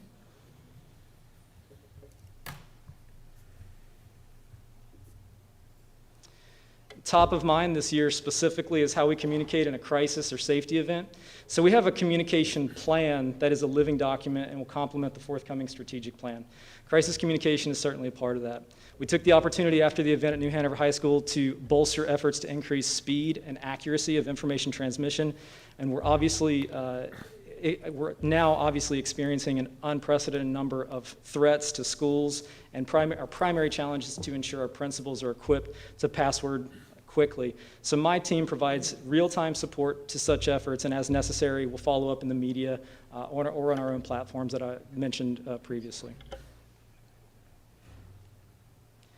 Finally, as an administration, we want to ensure you maintain a high level of situational awareness, so you are included on all press releases, district-wide emails, and emergency communication, in addition to BOE-specific notifications about district happenings. I'll just end by highlighting that the goals you establish, be it improved internal communication around board decisions or highlighting involvement in the community we serve, are absolutely foundational to the communication goals, new products that we develop, and how we best utilize the quote-unquote proverbial tools in our toolkit. And with that, I will happily answer any questions you have. All right, we'll start with you, Ms. Justice. Okay, what do you, I was, and you went, and I know that it's getting late and you're going through that real fast. But the earned media up here, I'll start up here, where it says this is a cost $250 to $1,500 per 30 seconds. Earned media, we earn it, we don't pay for it. That's correct, yes, ma'am. So to clarify, we use a media monitoring suite, and it demonstrates, so if something is placed in the media, it calculates, it's just the terminology they use. Were you to buy that in advertising, it would cost that much. That is not a number that we spend. Okay, that's what I was Yes, trying to ma'am. understand. It just popped up there and made no sense, since earned media is earned, you don't pay for it. Correct. Okay, wow, we're going through that pretty fast. Let me see the next one. A TV channel. What's going on with the studio right now? Are the students still taking classes in there and learning how to do different production equipment and helping with the productions? So the studio is certainly available for classes, as well as collaboration with the community college to bring folks in to intern, as we have here. We're in the process of modernizing the studio currently, so some of the technology will change out, but we still exist and are able to serve those classes should they come our way. I'm talking about, there was a class, they actually had regular class instruction with production, using the equipment. Is that still in effect? I don't know. I don't think that was a class administered by my division. That would have been an academic endeavor, but I'll find out and get back to you. What was his name, Mike? We don't have anyone who is a teacher. They were in the doing, kids studio. were doing productions through there, working as an educational. They were in- What So was his name? interning, Mike? last year, I mean, we did have interns, and we still are able to have interns, but we don't have a teacher of record in there. But they were instructing them how to put productions That's together. an intern. Yeah, so is That's that, what he was talking about. how, is that what they called it? Because they were doing that on a regular basis. Is that happening now? It is. We have an intern in the back right now helping to stream, so Okay, yes, ma'am. I'm just trying to find out what's going on here, because that should be a very primary importance, because that's the purpose of the schools, not just to push out PR, but also to teach our children, all these wonderful, this is a great area for this field, and, that's what, we've got in studio, which is a great thing. Okay, let me see. Can I go next? I wanted, now, maybe this isn't the best time to ask, but I'm getting a lot of emails about public records requests, and you're going through all this. And why, I don't know the best time to ask it, but it came up. People are being charged for public records requests from 6 months ago. Is this the time to ask that? But where are we going to ask that question? Are we going to do that? Is that legal for us to go back in time and charge That was people? discussed in policy, and it was discussed at the last meeting. And so we brought it up twice now. And so if you would like to have that conversation, I would recommend you talk to Dr. Faust about I was that. just going to ask legally, can we do that? Can we go back in time and charge people when they didn't know they could do that? This is about the communication strategy currently right now, and so I would just recommend, I would talk with Dr. Faust with it, or offline, you can talk with Mr. Shive too. Well, we need to know this. It's a simple question I haven't had answered yet. I'm happy to talk with you about that offline as well. Could you let everybody know the answer to that, please? It depends on the particular request. I don't want to give a blanket response to that in general. Okay, well, then we will talk about it, but we need to know the answer to this. I haven't had anything clear, and people have been asking. Ms. Craybill. Yeah, so a couple things. I just wanted to add to your list that you didn't put out there. You've been very supportive in the Family Communications Committee so that we can get key information out to families, in a timely manner and an interactive manner.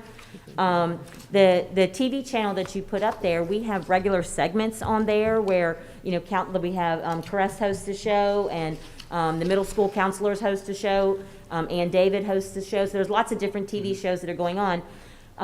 And then you have helped with the Title IX survey intro. So those are key things that are supporting our strategies.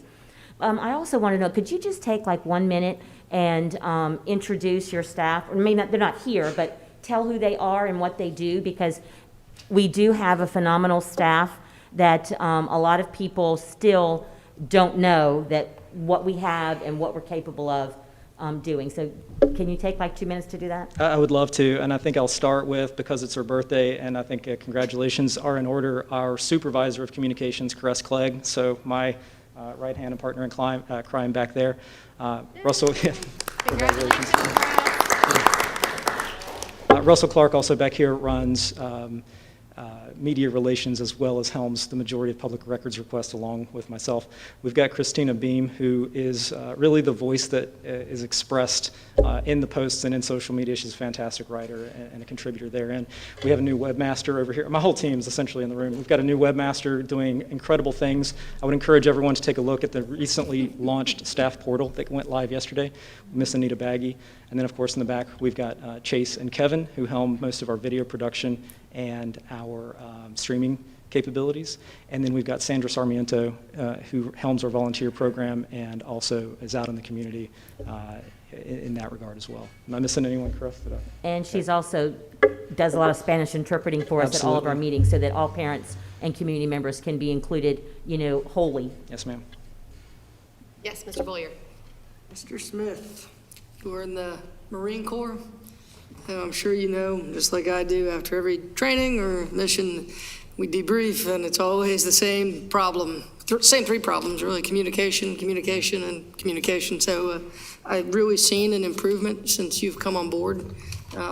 It's not just about looking good, it's about making sure that our constituents have the information that they need to be secure in their knowledge and faith in the school system. And I just wanted to say, real quick, thanks. I appreciate what you've done, and I've seen a lot of improvements, and I know there'll be more to come. Appreciate it. Anyone else down here? Good. I just would like to say I love the wrap-up. If you are watching, make sure that you are catching the wrap-up on Friday. It is fantastic and really gives you a really good feel of what's going on in our system every week. So thank you to you and your team. You guys are all fantastic. Judy, did you have a final? Sorry, Ms. Justice. Okay. The crisis, the crisis communication system that we had in effect with New Hanover, is that, and that sounds like it's part of your duty to maintain that, or so has that been looked, since that event, has that been, I guess you could say, improved on, or like looked at considering what we found out that day? I'm just... Absolutely, I'll speak to that. So what we're able to do with the school messenger program specifically are to pull the metrics on the efficacy of how efficiently it delivered that message. And so that day specifically, I think we had, correct me team, around a 90% efficacy rating. Given the population that we hit or attempted to contact in that situation with those 3 schools, that represented about 300 folks that didn't get the message, and that was based almost solely on a data issue where one system, the Power School system, was not talking to the school messenger system. And that's what I'm talking about, laboriously going in, dedicating time to fixing those issues and improving that efficacy. I'll also mention that it's imperative that we continue to train and empower our principals specifically to utilize these tools because, as I mentioned, with the increase in threats, almost none of which obviously are deemed viable by law enforcement or the terminology they use, I won't go there. It's important that those principals have those tools in their toolkit to communicate in their voice with those families with our support. So it's certainly a collaborative effort that we're, again, iterating and improving over time. But yes, ma'am, that's how we specifically got after improving that, and we'll continue to do so. Okay, thank you. Appreciate it. Thank you very much, sir. And again, happy birthday. All right, next item on the agenda is the North Carolina School Boards Association Law Conference update. 3 board members, myself, Ms. Craybill, and Mr. Bollier, attended the NCSBA Law Conference in October. We're just going to share just a couple of high points and just some takeaways with the board and with the general public. The conference was October 13th through 15th in Asheville, and some of the presenters, North Carolina School Boards Association presented, Tharrington Smith, who Mr. Shive is a part of, some of his colleagues presented, as well as many other fantastic educational law firms from across the state to share topics that were important to current issues that are facing school boards in North Carolina and beyond. The topics were masks, vaccine mandates, hiring and non-renewal, special education and the pandemic, student religious rights, Title IX, duties of school board members, parliamentary procedures, legislative updates, relevant case law, budget disputes, off-campus speech, public records, and public expression. I'm just going to share 3 very simple takeaways of mine from the time that we spent. COVID has presented a multitude of challenges for school systems across the country. I don't think anyone is surprised by that. And it's causing some ongoing lawsuits regarding instructional services, masks, and vaccinations, and we will see how those fall out over the next couple months and potentially years. The second takeaway is board members, we need to be very cautious when we are collecting information. We should not be getting involved in student or staff issues because that could potentially cause an issue for impartial judgment if an issue is brought forward to us in a hearing format. So just make sure that we are, playing our governance role and not a management role was a key conversation that came up. And the last, everyone's really stretched thin and stressed out right now. And everyone is working the best that they can across the state under very challenging circumstances, and we just need to be patient with each other. Ms. Craybill or Mr. Bullier, what would you like to share? So I thought it was a very good conference. It gave us a chance to talk with other school boards across the state and to ask them, their advice and their best practices, to bring back here. A couple of my key points were, and I was listening closely because I'm the chairperson of the Title IX committee. But again, to reiterate what Ms. Adams said about board members should not engage in their own investigations in any case, so that, because we're the ultimate decision makers, if things were to come before us. Another thing that was stressed is that every student is entitled to all benefits of the public school system. So we do have to look very carefully and all of our protected classes and all of our students. And also too, just wanted to, we confirmed that we are a leader in K through 12 Title IX management compliance. Because we're like the only school district that actually has like a whole department, a person defined, the several reporting systems and trainings. And so out of a very bad situation, we have risen to be a leader. So I like to hear that. Effective boards, Ms. Adams talked about that we must act collectively and not individually, and we must always act impartially. And one thing that I really liked is that several boards across the state and legal counsel who talks about boards says that boards can set a time limit and they can end their meetings. And if we are at 4 hours and we haven't finished, we can adjourn the meeting and then come back and discuss things later. So I was all over that little tidbit. And then lastly, they talked to us about the NCSBA agendas. So we do have a representative that is supposed to be representing us on putting together the agendas. I attended one meeting, and I think Ms. Justice was on the same call that we had. But and so they're approving that this week at the conference that Ms. Walker is going to. But one of the things that I asked to be put on the next year's agenda, which we'll start working on very soon, is pre-K directors and trying to get them elevated to principal status. So we'll keep you posted on how that goes. Okay, thank you. Mr. Bullier, wrap it up for us. Thank you, Madam Chair. I'll be very brief as we only have 6 minutes left until we hit that 4-hour mark. So, but no, I did want to just briefly address the board on, as Ms. Crable said, the Title IX issue. It's something that the previous board and this board has really put a lot of effort and time into, and I think the entire district can be really proud of that accomplishment.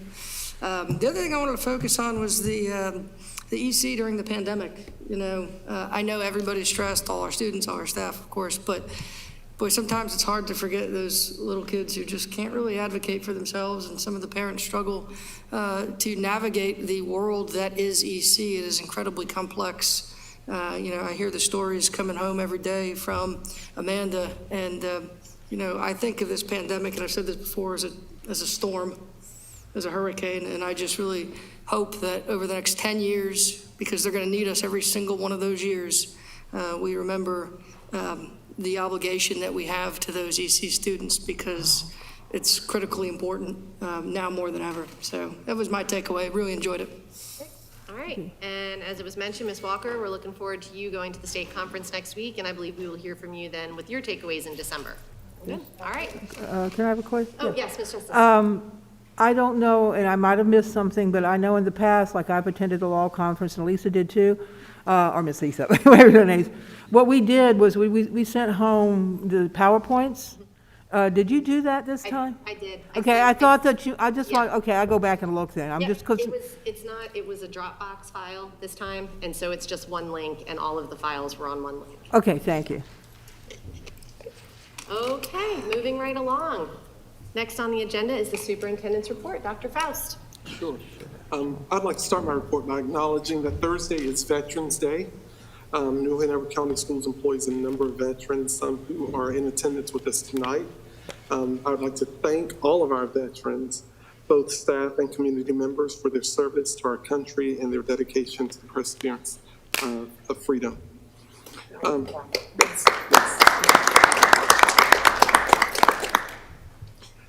As mentioned at our last meeting, I have several advisory groups that I meet with, and so that ranges from the teachers, the classified staff, and our students.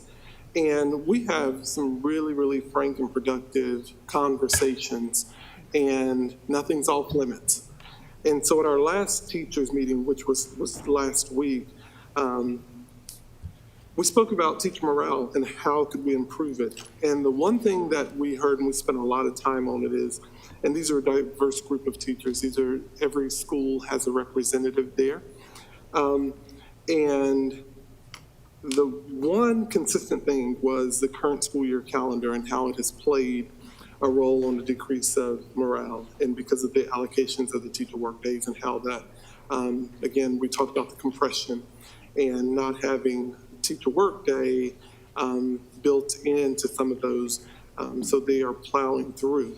And so we talked about those things, and so some of the input that we gave them back was that from this meeting, going back to talk to your school improvement plan, so their school improvement teams to ensure that your voice is being heard when it comes to the calendar committee, and that we are not just looking at one group, but we're looking holistically at all employees across the district to ensure that we are able to implement.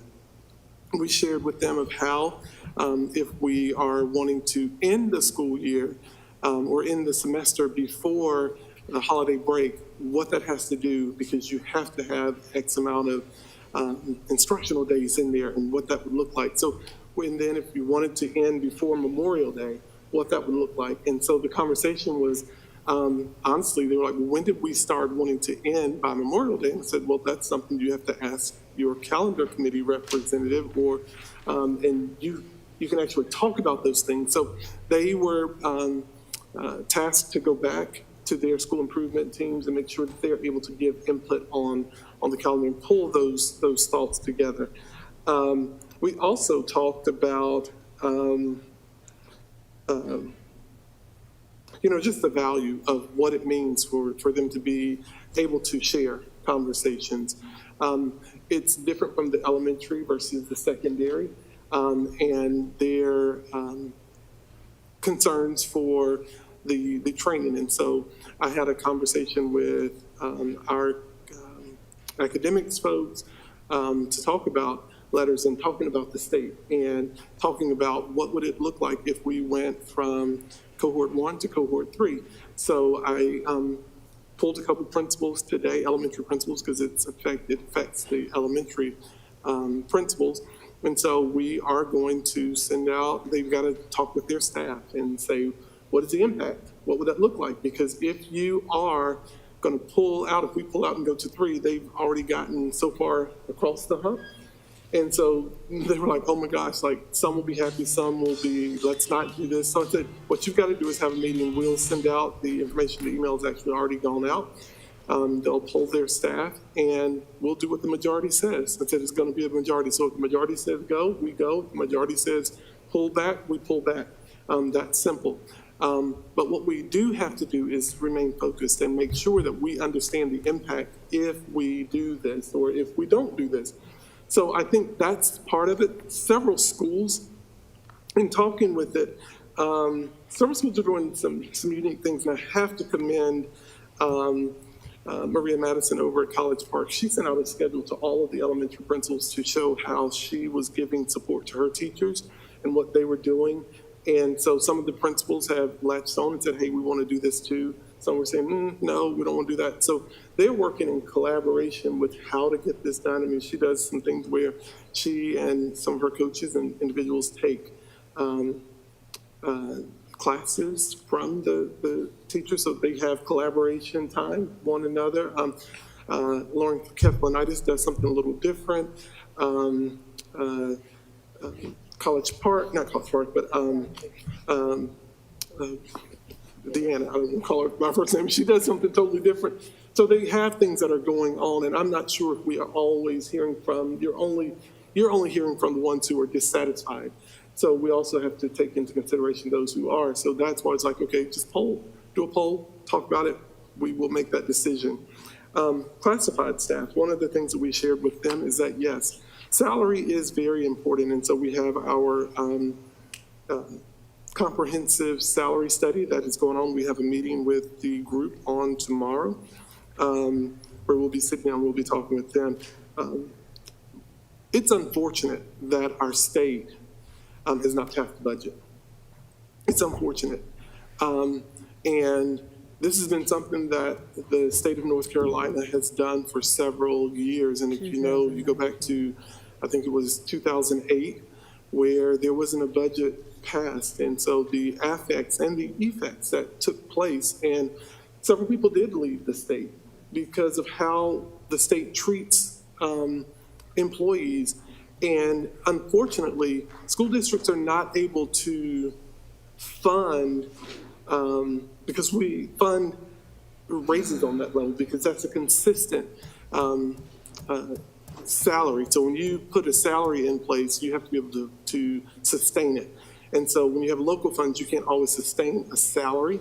But we are definitely pushing. I know that every time Senator Lee and I get together, he knows the one question. And we've talked about it. We're on a committee together. I sat beside him and we were supposed to talk about something. I said, what are we doing about these raises? What's going on? So we are. When the state superintendent was here, that was the question. What are we doing about these raises? What's going to happen? Being away from the state of North Carolina and coming back, it is tough. And I see why people fuss about it, because right now it's sitting on the table of the governor, and the problem right now is Medicare, Medicaid. That's the holdup. So, you know, that's where we are. Medicare, Medicaid is what the holdup is for us. And so we've got to hold off and wait. Also, meeting with the students. So we had a really good conversation with our students, and we had some individuals from the county commissioner's office who also spoke with them. And that conversation was really about safety and bullying in the schools. And so again, that's representatives from all of our high schools that were on that call and on that Zoom. And so they've created forums where they're going to be talking with students, because students said we're not going to really technically fill out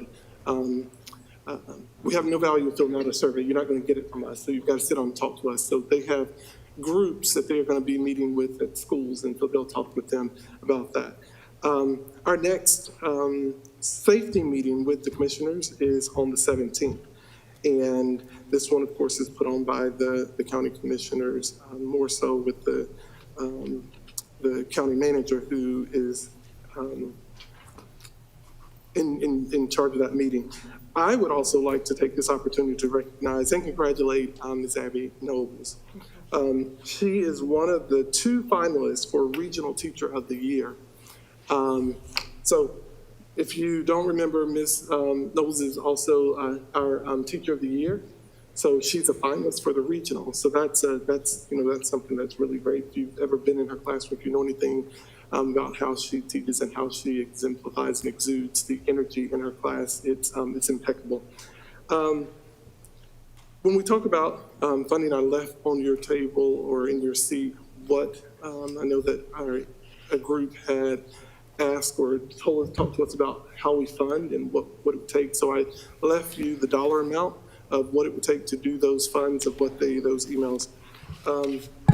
One of the things that we're also doing for our elementary schools, this one's elementary school night, and speaking with them, we are going to be assisting them.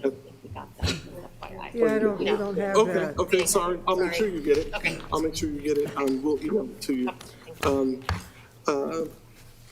So in talking with them, we are gonna be working with them and doing some contests and providing lunch coverage from the district office for them. And so what I would like to offer is for you as board members to join in with us. And when those schools are in that, when they're in the contest and able to do it, you can also help us do lunch coverage for them. I think that would be great. We can definitely send out that time for you, and I think that would be an opportunity for you to actually see what's going on with our students. It's so for some of you, I'm not sure how long it's been away from elementary, and I think it'll be a good thing for us and for our teachers and staff to see us in those buildings. So that reconciles all of my comments for tonight. But we are excited about the things, and we're trying to meet the needs of everyone, of where we are with it. And not everyone is going to be happy, but our goal is to meet those needs. So thank you so much. All right, thank you very much, Dr. Faust. All right, next item is the board chairperson's report. Dr. Faust somewhat stole my thunder with his very eloquent Veterans Day comments, but yes, I would like to also extend my thank you to the veterans that work in our system. I would like to thank the veteran that sits on our board, and I'm also a veteran child myself, or my dad is a veteran. So thank you very much to everyone that has served, and we appreciate you tomorrow. I would just like to take a quick moment to extend appreciation to my fellow board members for trusting me to serve as chair of this board for the past year and a half. It's truly been an honor to be able to represent New Hanover County Schools in this capacity. That being said, I have 1 year left on the board, and I would like to ask that you remove me from consideration for chair in 2022 during our next leadership election scheduled to take place at the December meeting. In my final year on the board, I want to direct more focus and time to issues that are important for student success, not creating meeting agendas. No offense to the next chair. We have qualified and passionate board members, and I know that others are ready and willing to step into this seat. I would like to thank you for electing me twice to serve as your chair, but I look forward to supporting someone new in December. I would like to start by saying, just say, Dr. Faust, it has been a pleasure working with you as the liaison for this board in my role as chair. You are an exceptional leader, and I am grateful for the opportunity that I've had a front seat to watch you move our district in a new direction. So thank you very much for that. All right, that concludes the chairperson's report.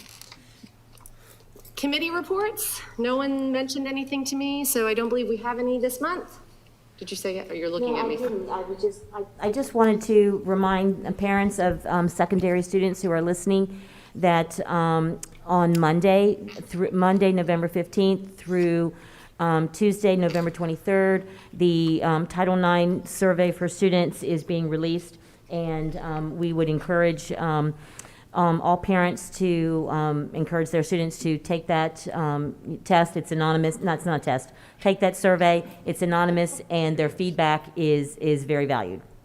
All right, thank you very much. Next item on the agenda is correspondence. Does anyone have any correspondence they would like to share? Mr. Bullier? Yeah, just briefly, I do want to thank you for your leadership. You've been thrown into a tempest. It's been a very difficult year for everybody, and that includes you. And I think, just speaking as your vice chair, I was, honored to serve with you. I learned a lot from you, and I just appreciate what you brought to the table every single meeting, and, the grace with which you handled the position in some very trying times. So I just wanted to extend my thank you. Thank you. I appreciate that. Anybody else? Correspondence? No? All right, we have no need for a second call to the audience, and so the next item on the agenda are the announcements. The calendar committee will meet on Wednesday, November 10th at 4 p.m. at the Board of Education Center. The public will have viewing options via NHCS YouTube page. The Title IX committee will meet on Monday, November 15th at 3 p.m. The public will have viewing options via the NHCS YouTube page. The Family Communications Committee will meet Thursday, November 18th at 5 p.m. for a roundtable discussion in the Board of Education Center.